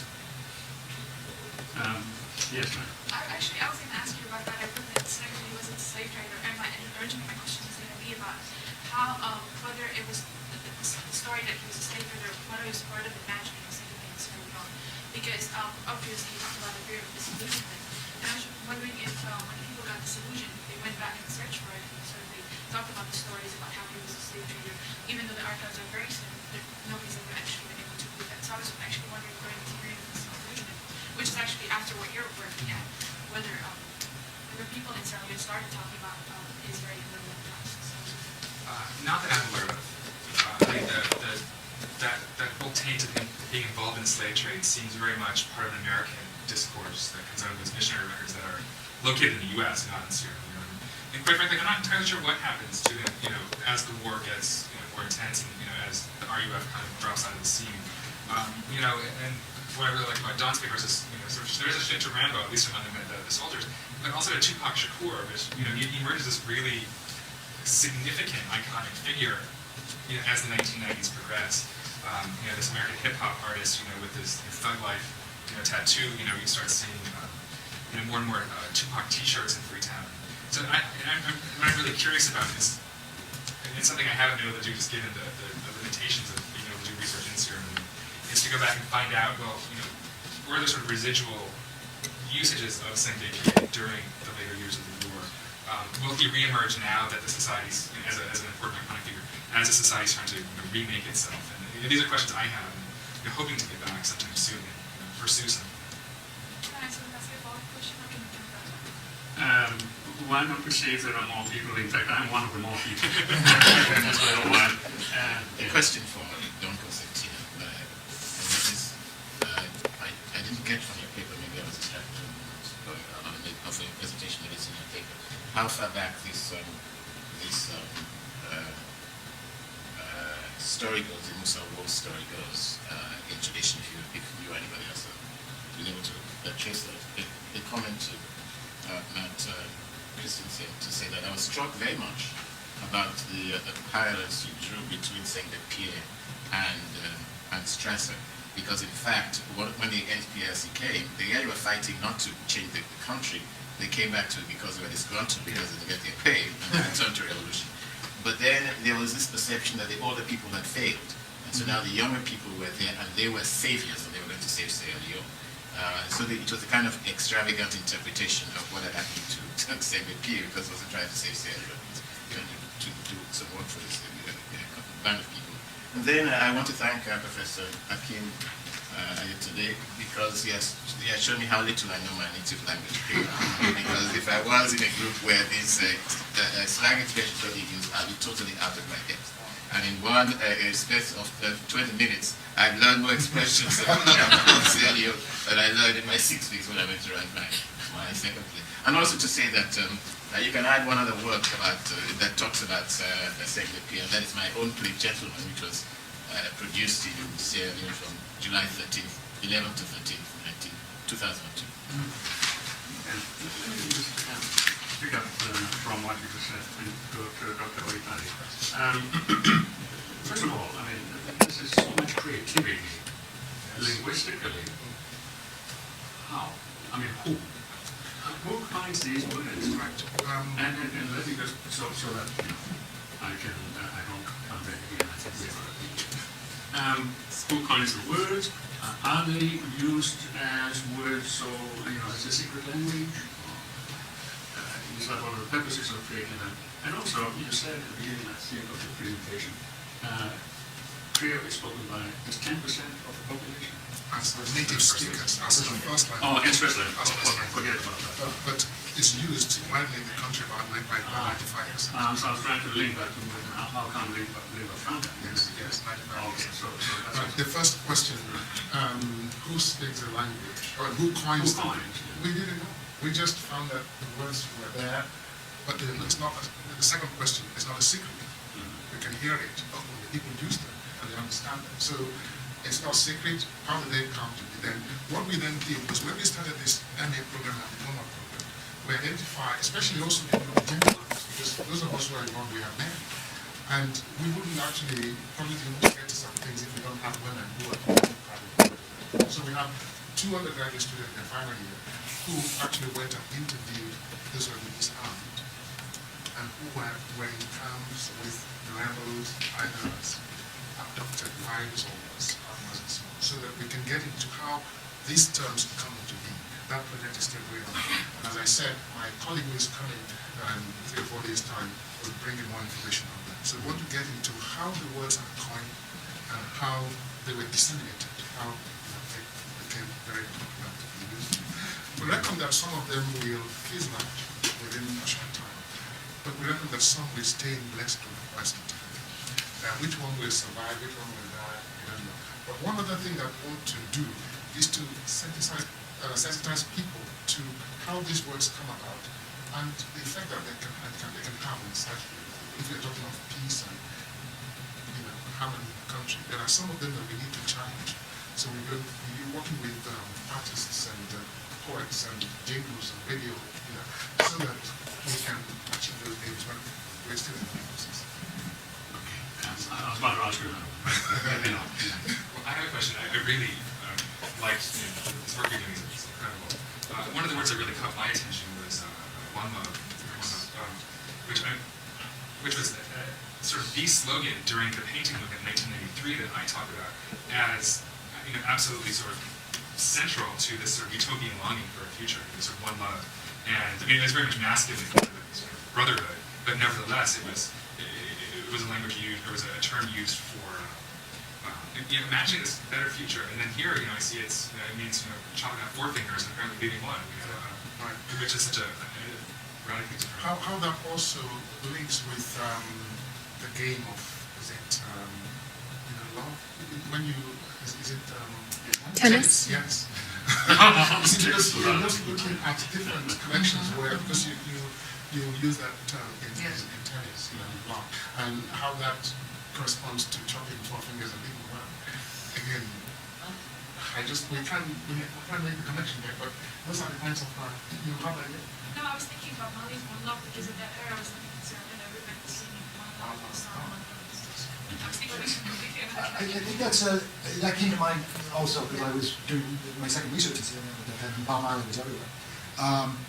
It's also a reminder that Creole is not an isolated language in Sierra Leone, but part of the Black Atlantic world. Right. And that certainly, from the very first time I ever saw Fruit Gone, I saw not only links with West Africa, but links to West Indies. Yes. And that's that that Black Atlantic world in which language invention is such a part of the linguistic heritage. So it seems to me that inventiveness needs to be linked up with a wider inventiveness. That's right. I think it would be interesting to see whether a phrase like that gets reclaimed in a more positive way. I think better than any other country that I've seen in West Africa, Sierra Leoneans have a national portion for puns and ironies, and there are always these shows that they have, jingles or whatever it is, where they are imitating and aping and ridiculing every kind of accent that you can have. The Creole, the Mende Creole, the Mende accent, the Fula accent, the Lebanese accent, they're doing it all the time. So it's a natural. And when the settlement reconstruction and what's the other one, rehabilitation came, they call it the triple R. And on and on and on, every time, and this has went through radio, word of mouth, any which way people can. There's a burning question. I see one burning question there. Yes, ma'am, we're going to round up now. Okay, can I go ahead and ask you that? Yes, please. Okay. My question is actually a little bit odd, just the logistics of what you're doing. Creole is actually a spoken language, it's not actually written. And I was just wondering, you said you had questionnaires, and I was wondering how you did that, since it's actually a spoken language, and how you're transferring, how you're working with Lexia, and how you're sort of writing it, because you have the sleeve, and I would necessarily have written S-L-E-E-V, not S-L-I-V. So I was just wondering, just the logistics of your project, how you're handling the fact that it's a spoken and not a written language. Well, Creole is not a written language, but there is a massive project going on now where Creole is being used in education. So both the music and construction. As I said, the person that I am working with is a linguist, head of the department of linguistics department at FBC, and is actively involved in the production of materials of this. So I'm actually getting the benefit of what is going on. I have books in Creole myself that I'm using to teach myself. So it's not massive, but there are groups, not just but for educational purposes in schools. So There's a literature. that's good. In fact, the Creole began to be written, the first project in writing Creole, the New Testament written in Creole, using a phonetic base. Yes. And the only two symbols that are different from regular English orthography is the A sound and the O sound, because the vowels are O and E are used to represent O and G. So we have 7 basic vowels. And actually, there is standard, what is now referred to as standard, because the standardization process is going on, is what we use to represent one of each segment. So people identify with those who use that. And now there's a whole fleet in Korea. It's not mine. There are many. Raymond, this is a Well, friends, well. Now, this is always the worst part. When people begin to get into this kind of conversation, then you have to close it down. I wish I wasn't the one to do it. But I do have to do it at this point, and I want to thank our presenters very, very much for their very thoughtful presentations from different angles, language, art, myth, trickster, etc., etc. But they all cohere into a statement in which the Sierra Leonean War and its atrocities have been produced intellectually and in other ways. And I want to thank you also because you came into it with so much, well, I won't say gusto, but with so much spirit. I think you came into it with great spirit, and I want again for you to join me in thanking our presenters. And before we do that, I should also say that there will be an announcement as soon as we have finished thanking our presenters. Thank you very much. Welcome. My name is Aliko Songolo. I'm a professor in the Department of French and Italian, and in the Department of African Languages and Literature with my colleague Dan Kunemi. I'm also the director of the African Studies program here.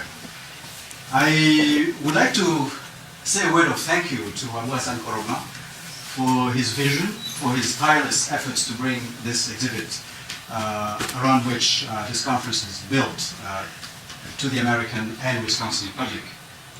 The African Studies program is both happy and proud to have played a very small role in bringing this exhibit to Wisconsin and to Madison. This event is the second of three events, what I would call large-scale events, not so much in terms of the attendance, but in terms of preparation and what it takes to organize such an event, with which the African Studies program has been involved this academic year.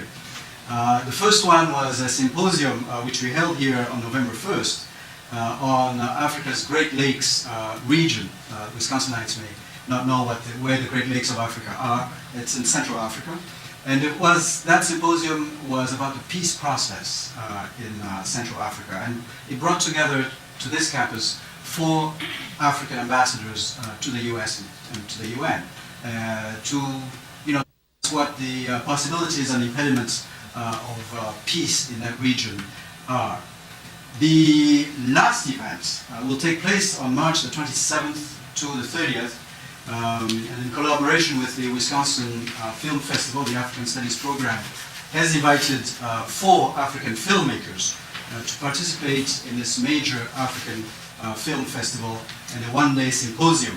And more than a dozen, mostly new productions, will be shown, productions that are currently being shown for the first time at the FESPACO in Ouagadougou. It will be right here in Madison, March 27th to the 30th.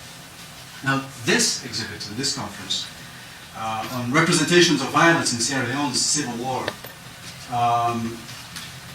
is an important event. Sierra Leone's civil war is not the longest of the civil wars that are taking place in Africa. That dubious distinction belongs probably to Sudan or perhaps Angola. Sierra Leone's civil war is not the biggest in terms of loss of lives. That dubious distinction probably belongs to the Democratic Republic of the Congo. However, Sierra Leone's civil war is the most astonishing in terms of the kind of wanton violence that has been perpetrated on the people of that country. This morning, Don Cosentino talked about the relatedness of these regional wars. He connected Sierra Leone to Liberia, to Guinea, and now to Cote d'Ivoire. It's something we don't think about. These wars are often connected, and in a way, if you look at the ones that are named, one of the connections is diamonds. And we could put that in a larger context. Greed of leaders, greed of outsiders that continue to fuel these wars. We will be talking, this group here will be talking about the role of art, as the group in the first session did. It's very important, whether the art is verbal or visual, the role of art is to bear witness. and to speak the unspeakable. And most importantly, to attempt to heal oneself as well as the community. Let me not go on and on. My role is simply to introduce and to help with the discussion. We have three presenters, and I believe we will have the first presenter present because he has to leave early. What we will do is take about 10 minutes or so to discuss what he has to say before we go on to the next two presenters. He is John D. Ogram of the Difficult Run Treatment Center, and he will describe that center to us, I am sure, as he speaks. And the subject of his talk this afternoon is From the Minds of Children, Drawings of the Trauma in Sierra Leone. John. Thank you for inviting me here. I was a little disconcerted in coming because I had no idea what I was getting into. I'm a clinician by trade, and I have very little academic connection or that sort of thing. But when I was told what was going on here, I thought this might tie in very well.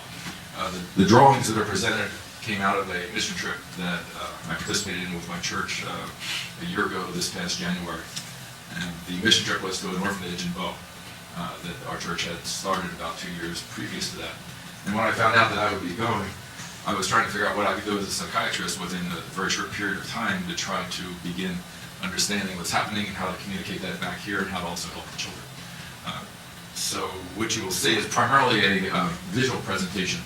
I will try to tie it in with a lot of what's been said today here about the use of language, overcoming trauma, healing. You'll see that many of the comments that were just made are part of my presentation as far as what art is used for in healing from trauma. So without more, this is the introductory slide that was done by a young man in the orphanage. Children living together currently in a very protected environment was, draw something bad that happened to you that still bothers you. So keep that in mind when you see the drawings.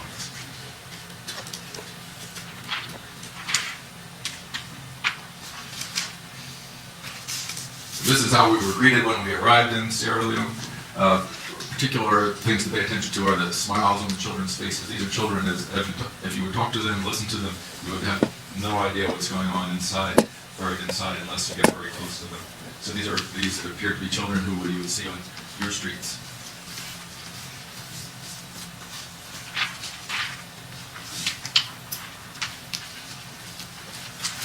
Part of the specialty of the Difficult Run Treatment Center is in traumatic stress disorder, which in this country we've become more attuned to since September 11th.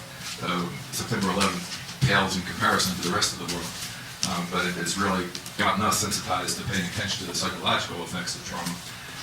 When you apply Western standards to what defines PTSD, post-traumatic stress disorder, to the population of Sierra Leone, 99% of the population meets the criteria for traumatic stress disorder.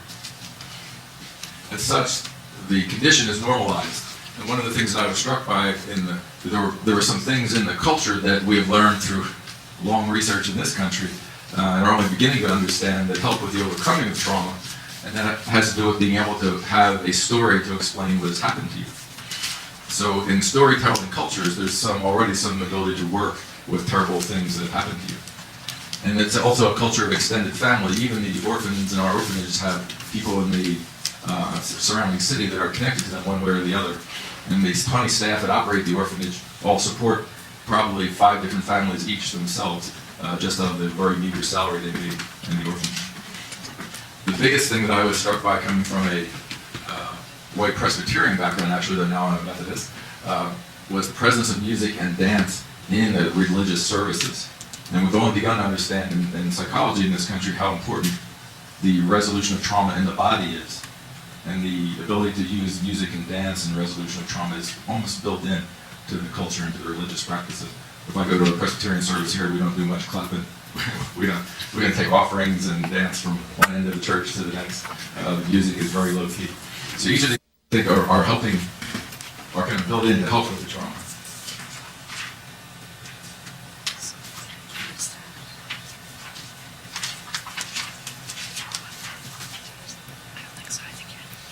So the role of art, medicine, trauma combined, and this was just mentioned, that what we are looking at is 3 different things. One is investigation of the trauma through art. The second is witnessing of the trauma. particularly to the outside world. And the third is healing the trauma, all of which involve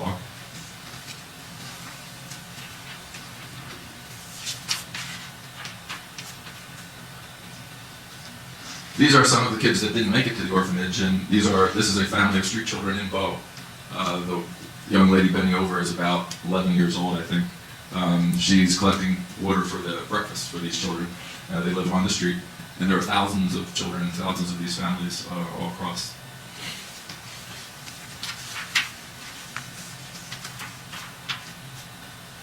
This is what most folks, if they know at all about Sierra Leone and the tragedy of Sierra Leone, think about. This is what's gotten the most recognition, are the amputations. Our focus is there's a lot of recognition of the amputations, the need for help with that, but it's really more symbolic than the biggest problem. So once people see this kind of picture, money follows these kinds of pictures, but it doesn't necessarily follow for the hidden traumas. This is taken in an IDP camp, in internally displaced persons camp outside of Bow.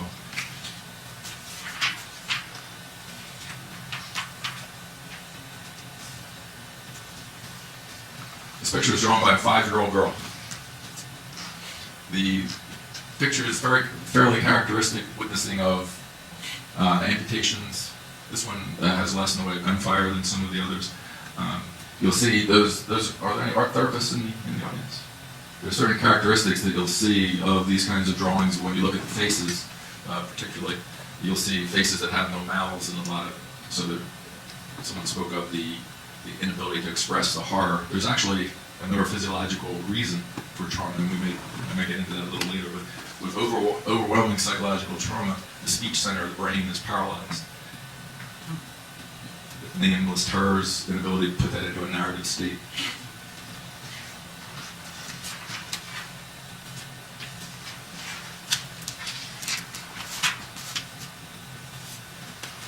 Where this overlaps with the science now of trauma is that we now know that overwhelming stimulation to the brain causes a breakdown of the ability to file narrative memory. Narrative memory is what you might remember from coming here to see me today. There's a little bit of emotional content to it, so you might remember it. The amygdala of the brain is a structure that takes incoming sensory information from the thalamus and assigns an emotional value. The more emotional value determines how that then is remembered, where it's stored in the brain. Narrative memory is a non-traumatic kind of memory. If the stimulation is overwhelming, narrative memory breaks down, and memories are stored throughout the brain and also in the body, in pieces, segments, feelings, pains. There's a repression often of those memories, so they're not in consciousness. And there's a lack of integration of those memories into a story. So there's very little way for the ego, the body, the mind to put together what has happened in a meaningful way, because it's been so overwhelming, it's stored in all different parts of the body.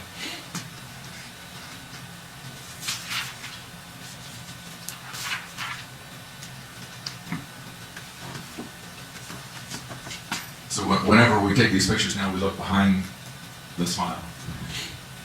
Children, even as young as this individual, have a way of remembering things that are not in narrative memory. They remember in terms of their physiological state, and it sets their hormones and their physiological state for the rest of their lives. This is also taken in the IDP camp.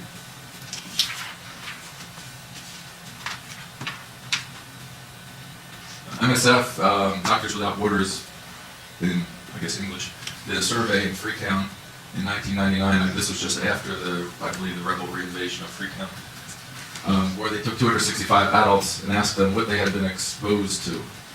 This gives you an idea of the amount of trauma experienced. If you could read it from where you are, I'll just go over briefly. Exposure to attacks on village, 84% of the people asked. Now, at that time, a lot of people had come into Freetown from the countryside because they thought it was safe.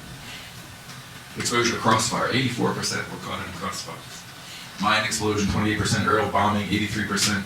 You can go right down. The one that's two at the bottom get me quite a bit. Personally abducted 43%. It's almost half of the population. Personally abducted more than at least three times. 22% of almost a quarter of the population was taken from their homes, taken away multiple times.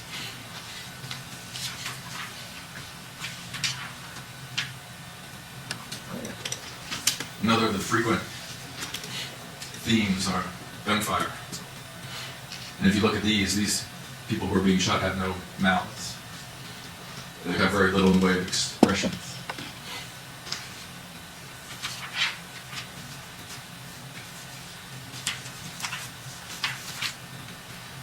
Rest of that survey, a loved one was killed, 50% of the population. Saul them killed, 41% of the population. Saul tortured, 54%. Execution, it goes all the way down. This last number, Saul public rape, 14%, I believe is greatly underestimated. There was recently been a study put out by Human Rights Watch. I don't know if you've seen a 75-page document on the sexual trauma committed in Sierra Leone. So again, if you go over those folks and assign them to Western standards, 99% would be considered post-traumatic stress disorder. We wouldn't be functioning.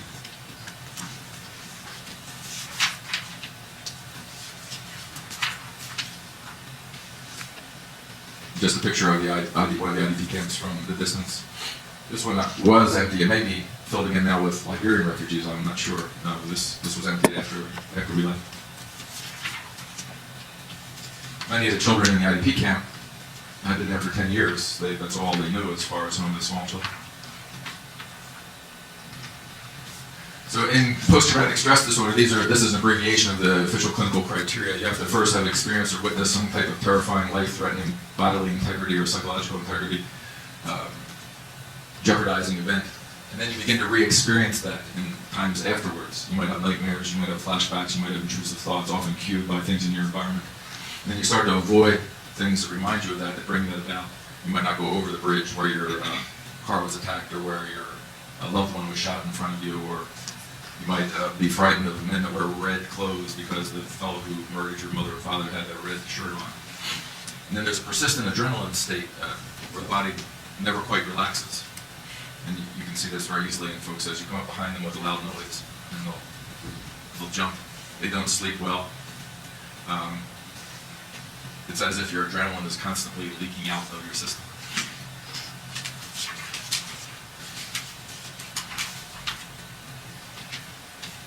One of the paradoxes that I encountered when I was there on the mission trip was that we did work in the asylum in Freetown, we did work in an IDP camp, we did work in several of the clinics, and I only had 2 people brought to me because of trauma related to their experience, psychological trauma. Only 2 people. They brought to me the typical folks that I would see here in this country, schizophrenic folks and manic depressive folks and that sort of thing, psychotic folks, but nobody thought that the trauma case was something that they should bring in. Everybody's experienced. The only 2 people they brought in were people who were non-functional as a result of what they had experienced. And that was 2 people out of about 200. This has to do with a traumatized culture. What you do see is an incredible increase in medical illness. So the medical docs wind up treating the increase in blood pressure problems, infectious disease, frequency of malarial attacks, all those things go up greatly as a result of the trauma. And there's a neglect of the psychological consequences. And for instance, for me, the Human Rights Watch sexual trauma report was horrifying, but something else in there would also bother me a great deal. There's 75 pages of documentation of what happened to women, not just women, but mostly women in the country. And the only psychological ramification of that they mentioned was stigma. PTSD was not mentioned at all in all of these different things. So. And I think that we've learned that if you neglect the psychological ramifications of trauma, then trauma continues to perpetuate. I just put this in because I love this picture.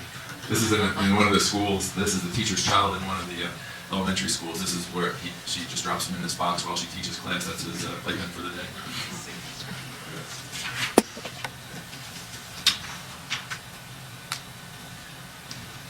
There's a treatment imperative for dealing with psychological trauma, because we now know it's not just in the brain. Well, actually it is in the brain, but it's not all in your head. Well, now how do I say that better? It's physiological and structural change occurs as a result of serious trauma. We know now that there are neurological effects, that the actual size of certain areas of the brain do not increase to the size that they should. The ability to think and reason and rationalize doesn't get as well developed as it should. The ability to function socially is impaired. And maybe one of even the worst parts is that you perpetuate the cycle of violence. And that one of the consequences of post-traumatic stress disorder is numbing. So it becomes easier to do violence to your other fellow men, or you become incapable of response, so you become a victim. So the cycle of violence goes on and on over again, and I think we see that everywhere, that violence, everywhere.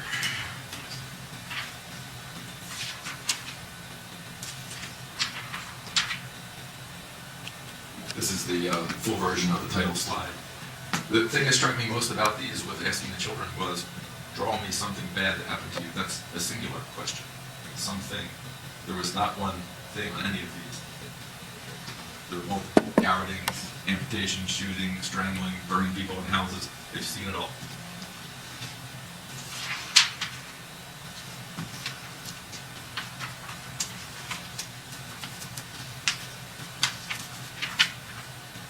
This just goes over how we got there. It's not particularly important, and I'll save it for the value of time. This was originally a PowerPoint presentation, but I did bring the right adapter, so that's what's making it go a little slower. Just faces of the kids. These are kids in the IDP camp. They were actually from the, I'm trying to remember which area they were from, Kenema? They might have been there in the IDP camp. One of the things we did while we were there were inoculations. They were proud to have inoculations. You can see them showing the badges.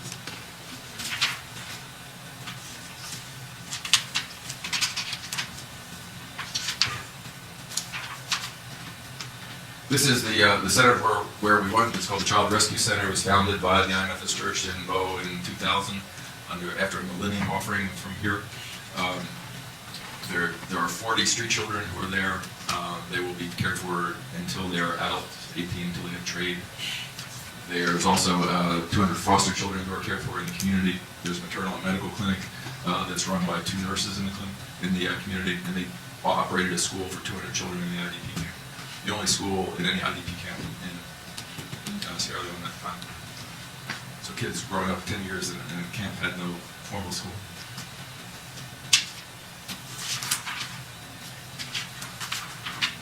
That's just the sign.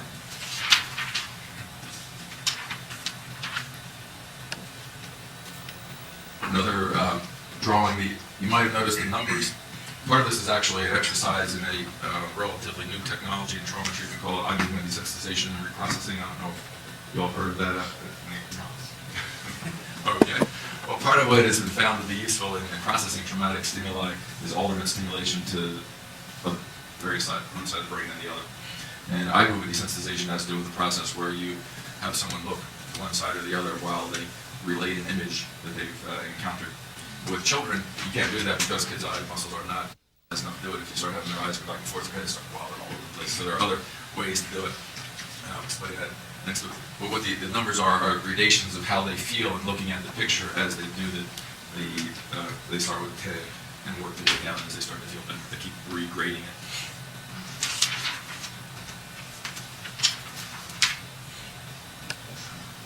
Again, 50% of these are, of 40 kids, 50% are graphic violence. It's the other ones actually that are more worrisome. The ones that do not have organized representations of the violence. This is the outside of the clinic, street in Bo.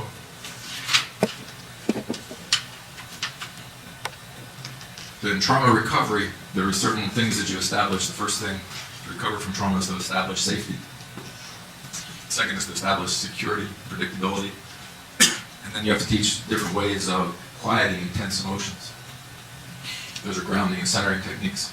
And then slowly the story from the past is put into a constructive narrative form. Maybe bits of it all throughout the person's body and mind that have to be brought together. Each time that you bring in a piece of the trauma, the body goes into the adrenaline state. You have to quiet it down, and you put it together, and gradually then it becomes a story. And as it becomes a story, it loses its ability to make the body so upset, but then it begins to take a historical significance for the person. So then that allows you to integrate what has happened and then move on to the future so that you become more a whole person and bring in what has happened to you.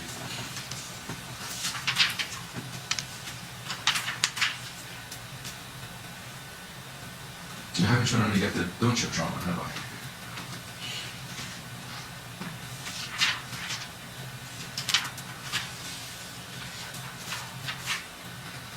This was the actual exercise that we did that produced the drawings.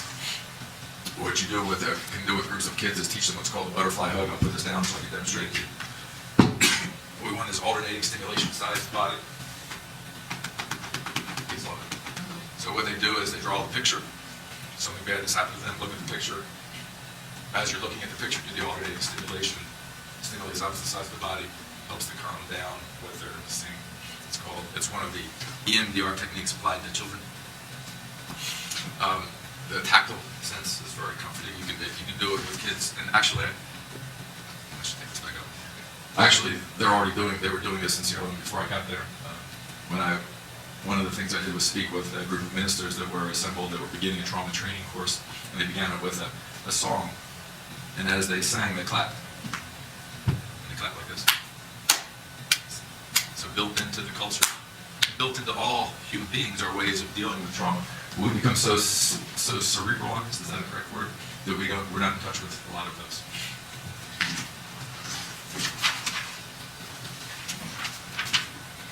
Oh, that's me. That was the glass.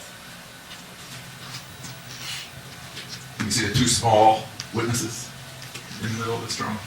Well, maybe someone can help me here too, who's more familiar with the cultural background. The snake-like image keeps coming up, and I don't know what to do with that, because I'm not sure snakes were used as weapons of aggression during this, but it comes up repeatedly as a snake-like image coming out of a weapon. There's a particular term, I think they call it snake patrol, in which the rebels actually went out to find food, and then they'll kill anything that they found on their way. So I'm not very sure that that has anything to do with that. Yeah.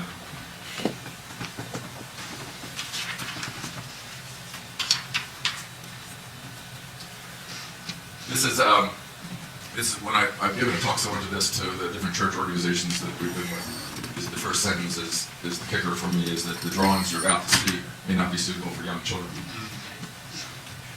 This is a summary that 50% of them show overt acts of horrendous violence. 2 of the children could not participate just because participating was too overwhelming. 2 of the children had a reactivation of intrusions that night, nightmares. And this is the danger of doing this work, is that you reactivate before people are ready to deal with it.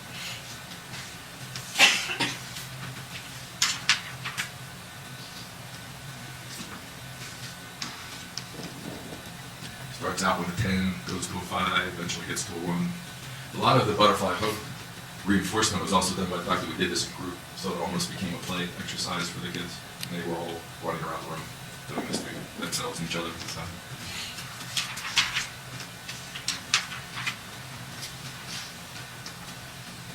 Another frequent theme, the lying down on either the bed or the casket. I'm not sure what that represents, but that's a frequent, comes up frequently. The burning within the houses.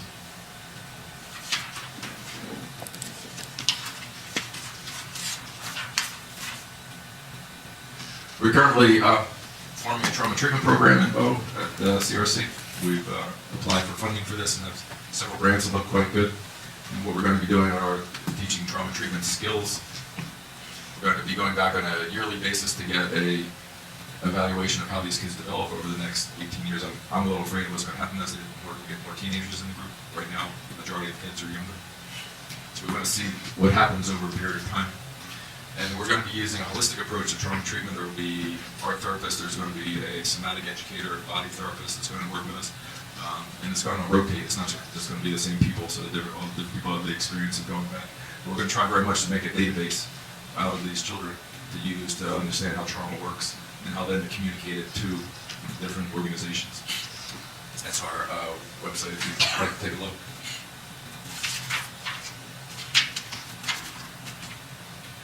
You know, these are some of the kids that aren't inside. These are kids who are living on the street selling what they can. One of the poignant pictures we have that I didn't bring has the opening of the doors of the orphanage. Now, in this country, we don't think an orphanage is being a great place to live. You open the doors of the orphanage and these kids come out to go to public school. They all do go to public school because the schools are operating above. Kids from the inside look in and you can see the painful, longing look in their face of looking inside, looking at these kids. Because they have someplace safe, someplace secure.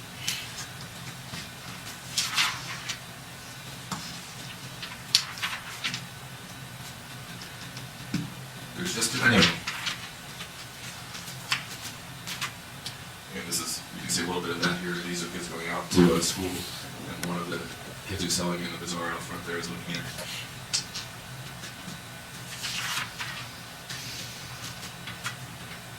So this is, if I use this microphone at all. Yes. This is pretty much how I think what we're doing is connecting with what the themes of this conference are, is that we use art and therapy all the time particularly in trauma therapy, that it allows the expression and organization of memory pieces. These traumatic pieces of memory are filed all over the place. They're not connected. And when they're not integrated, they're a problem. Because when you activate an unconnected piece of memory, something fires in your body.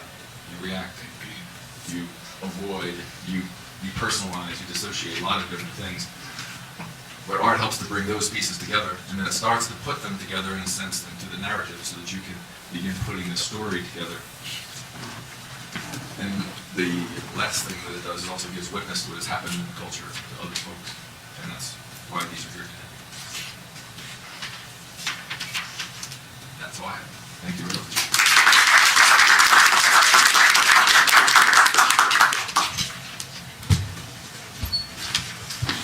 Any questions? It's very interesting what you've shown us, but of course, coming from a drama background, I'd love to know what role drama has to play. Now, the bits and pieces that I've seen in Freetown have quite worried me, because they very much followed the government directive of saying forgive and forget. And something that Akin and I saw was a dramatisation of a kind of violence, but fairly anodyne in its presentation. And then it moved swiftly to a ritual of forgiveness, of touching the feet of the headman, and finally he forgave them.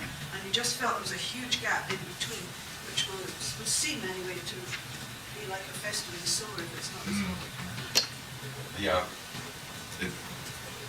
we're having trouble translating how we treat trauma here versus how we treat trauma in a culture where the entire culture has been so traumatized. Here, for cases like this, we would spend 2 years perhaps in having folks learn to deal with the sensations that are occurring in the body and the memories. And one of the things we're hoping to learn from working with a program like this is how you do that in a bigger way and a faster way. I think a lot of the ritual is very important, and again, taking something that has that is just a sensation in the body. You may not even know that it's related to something that's happened to you, and starting to put it into a form that you could deal with it. I was thinking of this when talking about the language changes earlier on. The language changes sound very harsh, but on the other hand, if what you have is some feeling state or some part of your body is in pain or some disconnectedness, then by putting a name to that, it becomes less toxic, and that's part of the healing process. So, we're learning much more than we're teaching. Frantz Fanon, the great revolutionary writer and psychologist, said that trauma resisted both the torture. Did you find that to be true? The folks that we work Would you with. use the microphone? I'm sorry. Could you repeat the question? There was an allusion to Frantz Fanon and the persistence of the trauma in both what we call the perpetuator and the victim in this culture. Yes, I believe that is the case. The problem is that the perpetuator gets a different approach. The children that we have are not child soldiers, so they didn't necessarily get directly involved in that. Well, they're maybe two, but we're not admitting that. So I'm not sure how to answer your question. That needs to be worked with just as much, and more so what lives on in the perpetuator. But what is the difference in the treatment? In the treatment? At this point, I'm not involved in that side of the treatment, so I can't tell you directly. But if we get more involved in it, there will be a whole lot more physical work done on that side. Yes. You mentioned the 3 different purposes of using art therapy. Do you have different forms of art therapy for each of those purposes, or do you generally approach someone and ask them to express themselves, how they're feeling at that moment? Do you guide? Could you explain a little more about what you do with art therapy? Well, they're here. Now, this is the first exercise we've done there. So the only thing that we've done there so far is the scrolling exercise. But generally, we would be teaching a whole lot more comic technique and centering before we would go into this. This in a way, doing this drawing was, the ethics of it were not the best. If I had a choice, I would have spent quite a bit of time working with the kids before we did this exercise.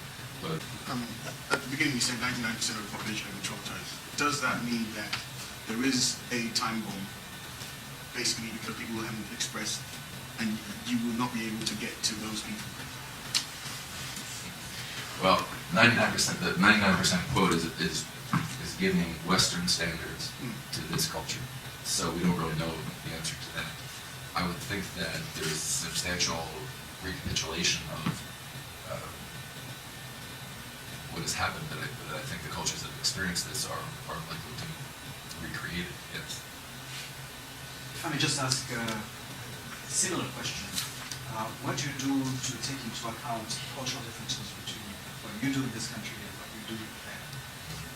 Well, we read as much as we can about what's been done in other countries. There's been a fair amount written on Cambodia and other areas. We bring experience from working with refugee populations here.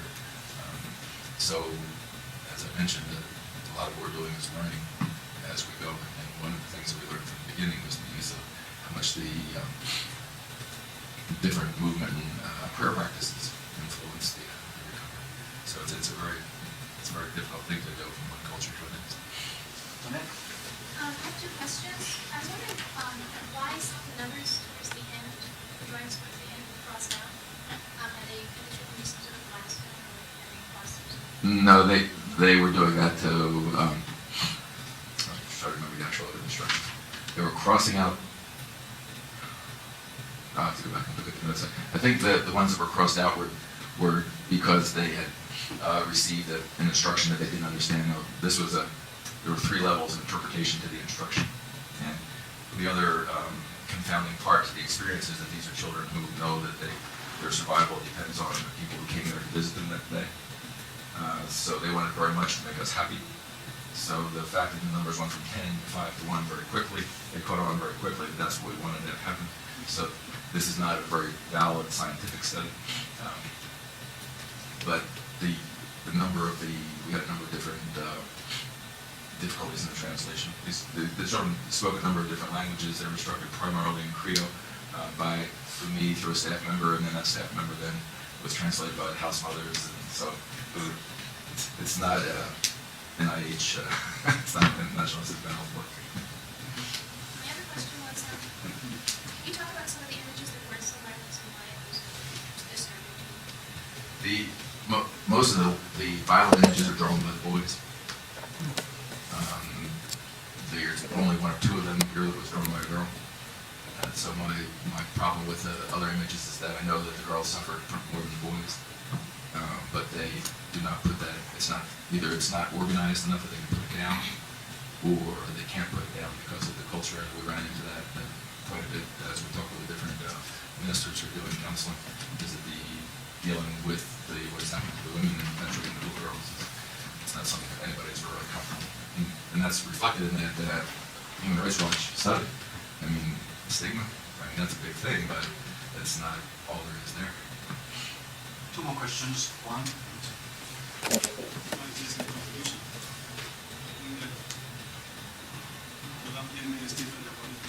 Certain gap between the trauma and the exercise people and children to do. I have a student who have been somewhere to Liberian refugees in Ghana. I'm sorry. I had a student who did research with Liberian refugees in Ghana, and I think it's quite true that there's some gap, and usually they are not ready to reveal a lot of the things they feel until they feel very comfortable and confident with the researcher. And currently also in Ghana we have a situation in northern Ghana where a prominent chief has been assassinated. And I work in a university where this is a tribal thing. So I have students from both sides. And the government is doing the same thing, asking them to forgive. And it's not working. And I have tried to bring them to do some exercise like this, and they simply refuse to do it. And they will not write down their thoughts. So I think that there's need for some kind of dramatization or another means as a bridge to come to the level where you can actually put down some. Yeah, I think this is one of the learning opportunities for trauma folks in this country, is to learn how to approach this kind of situations. And one of the things I was struck by, and everyone that, over the course of time that we were there, we talked to after they got to know us for a few days, had their individual story to tell, but nobody volunteers it.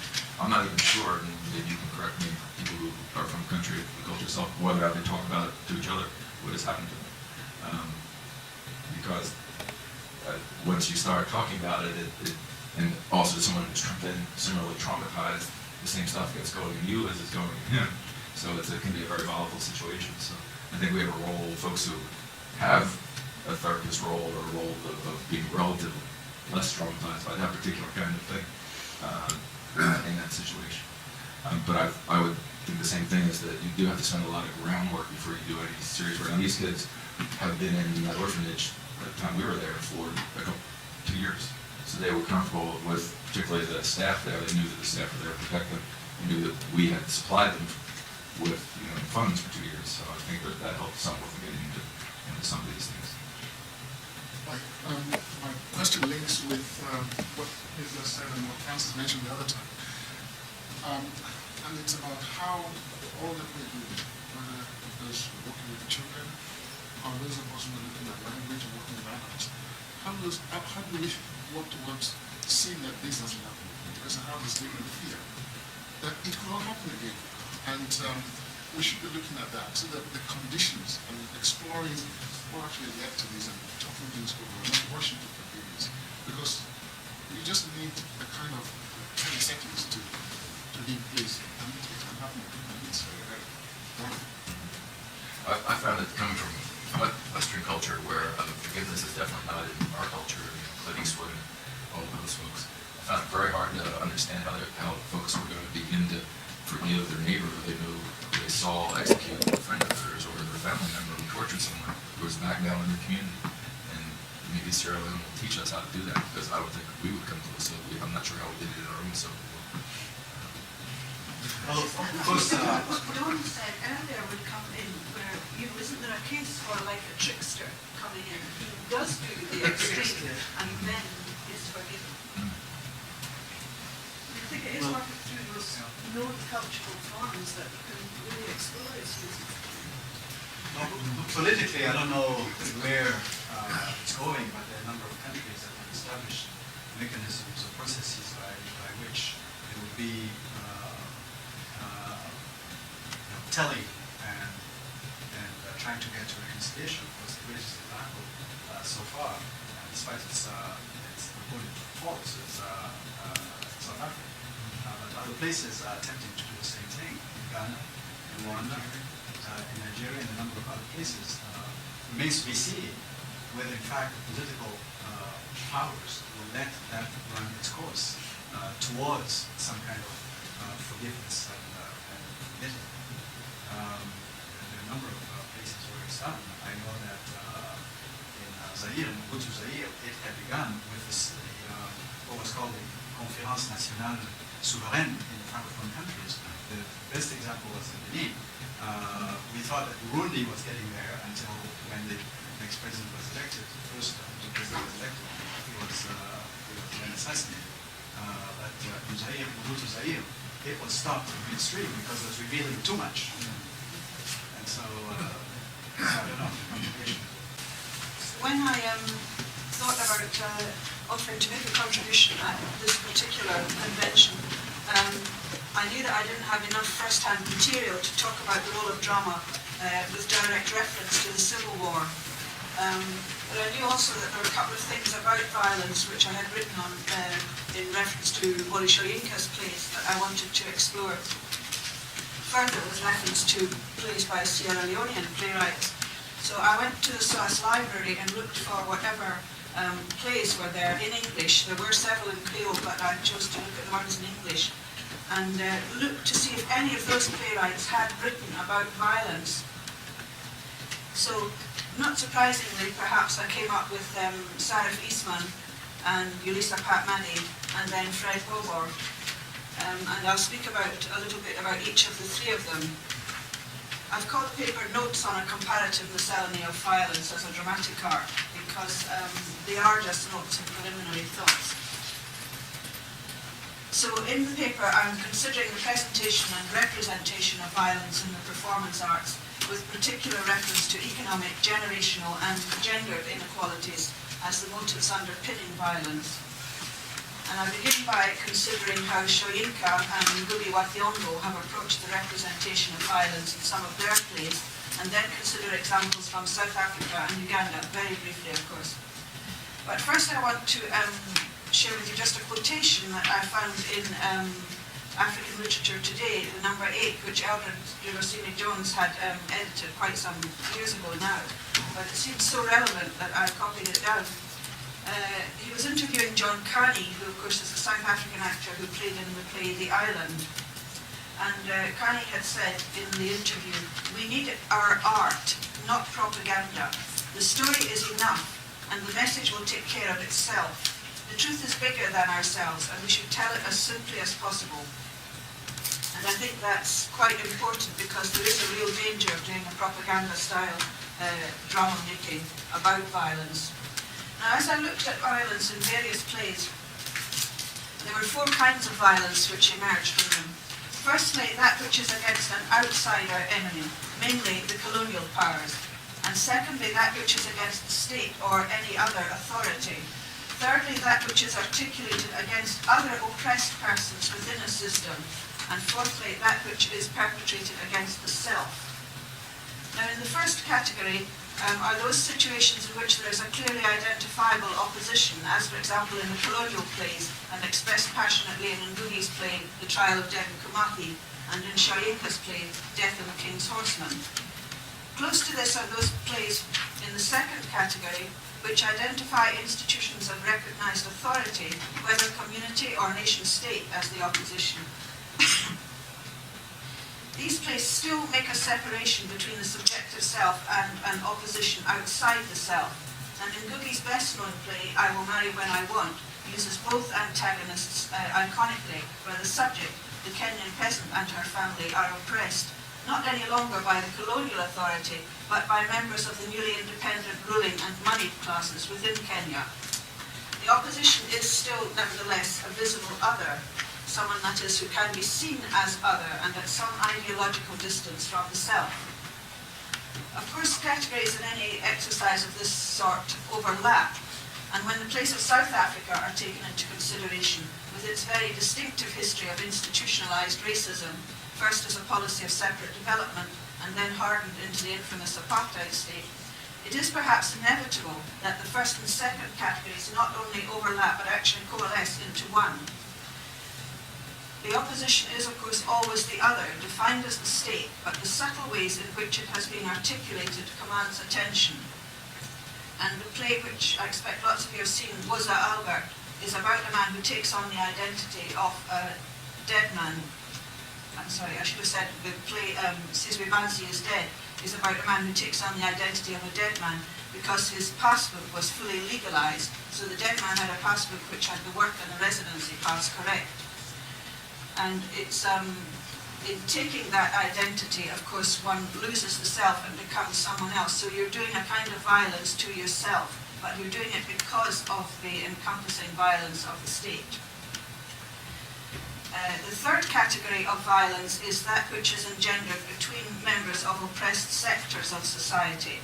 And it becomes fully articulated in John Carney and Winston Chona's famous rendering of the play The Island, which is based on life on Robben Island.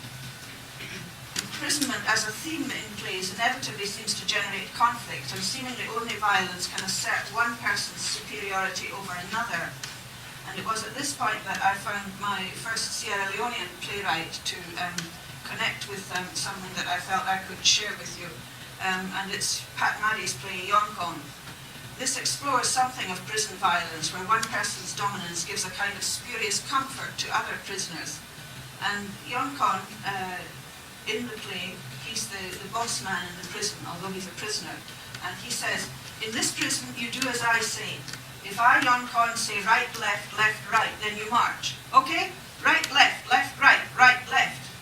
Now, even in this simple expedient of alternating the right and left, rather than keeping to a regular beat of left, right, the playwright is able to show the arbitrary nature of power. It needs no rationale. This imagined power is exercised despotically, capriciously, irrationally. And it's nowhere more fully explored than in Shoyinka's play Madmen and Specialists. But it's this play of Shoyinka's Madmen and Specialists which leads me to the next and most insidious category of all, that of the violence done against the self. So I think that with reference to Sierra Leone, it's not perhaps the externalized struggles, for example, against the colonial power, nor against the state, which relate most clearly to its recent past, but evidence of the internal struggle between and within the individual, himself or herself. This is something that the late Robert Sarumaga, the Ugandan playwright, explored a lot in most of his plays.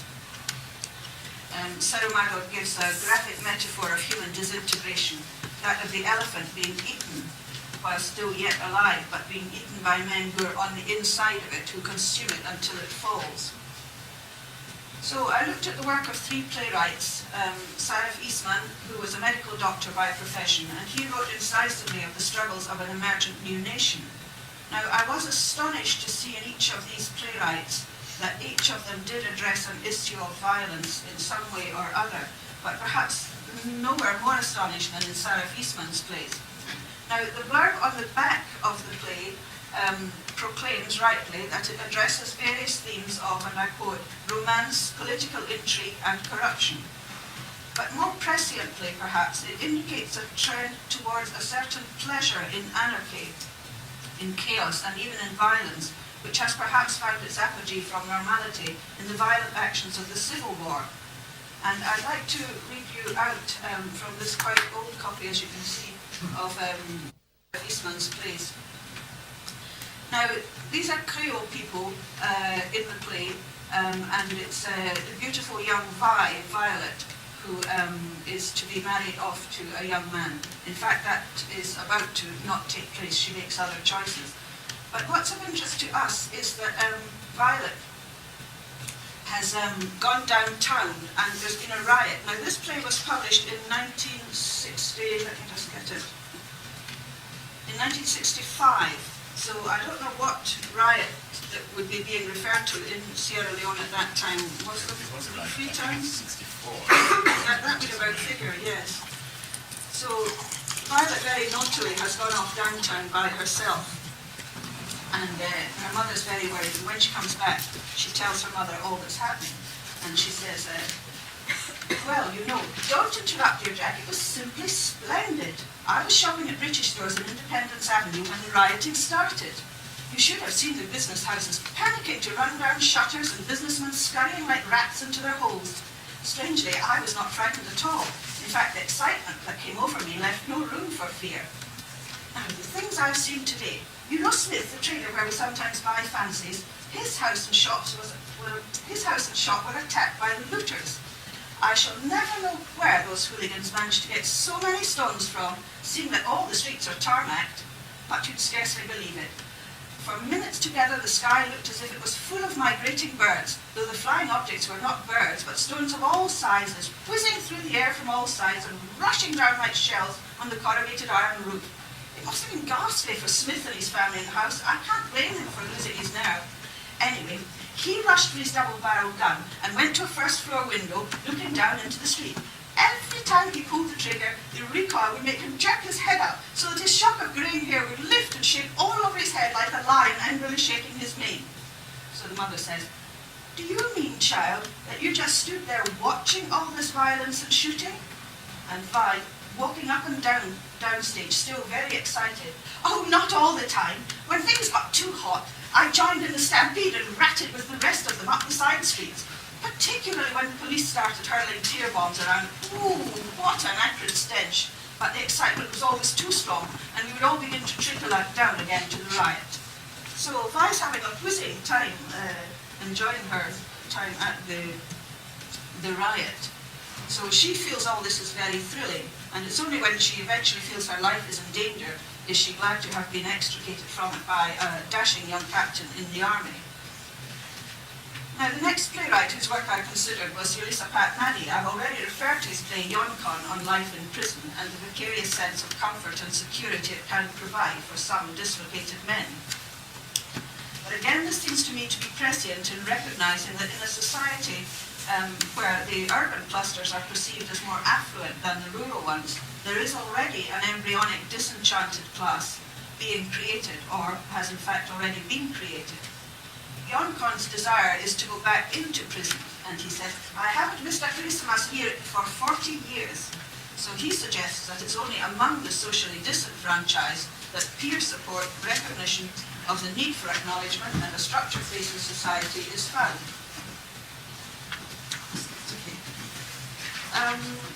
This disenchantment, this searching and finding of vicarious security among the disaffected is one premise, of course, that Paul Richards maintains is key to creating the class of young men and following women that created the majority of the Civil War rebels.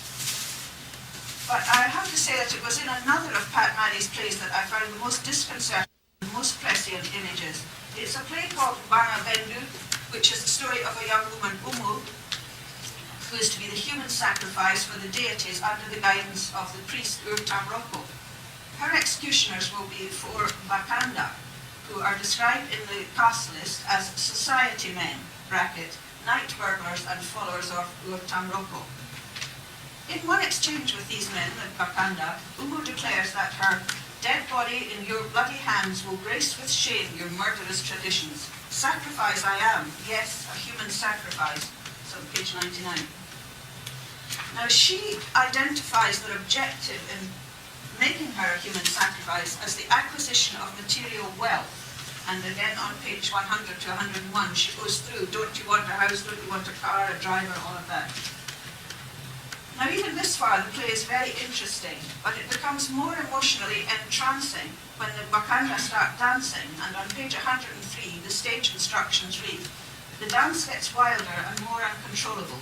Seemingly from nowhere emerge creatures human from the waist down, but from the torso and heads upwards, those of animals, birds or reptiles. They join the singing and improvised dancing according to their species.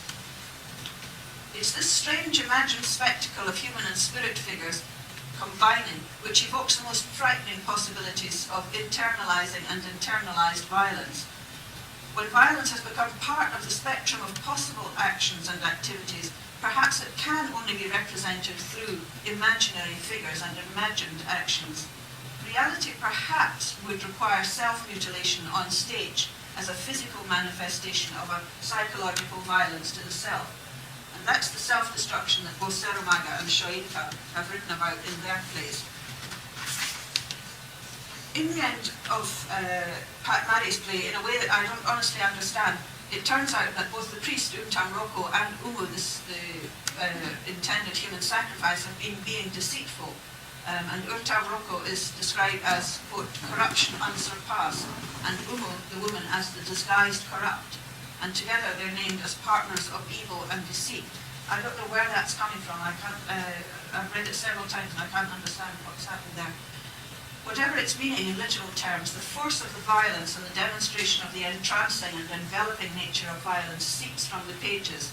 Presumably in performance, if it's not glamorized and rendered anodyne in pursuit of entertainment, it must be even more powerful. So, Pat Maddy was writing in the middle 70s. These plays were published in 1972.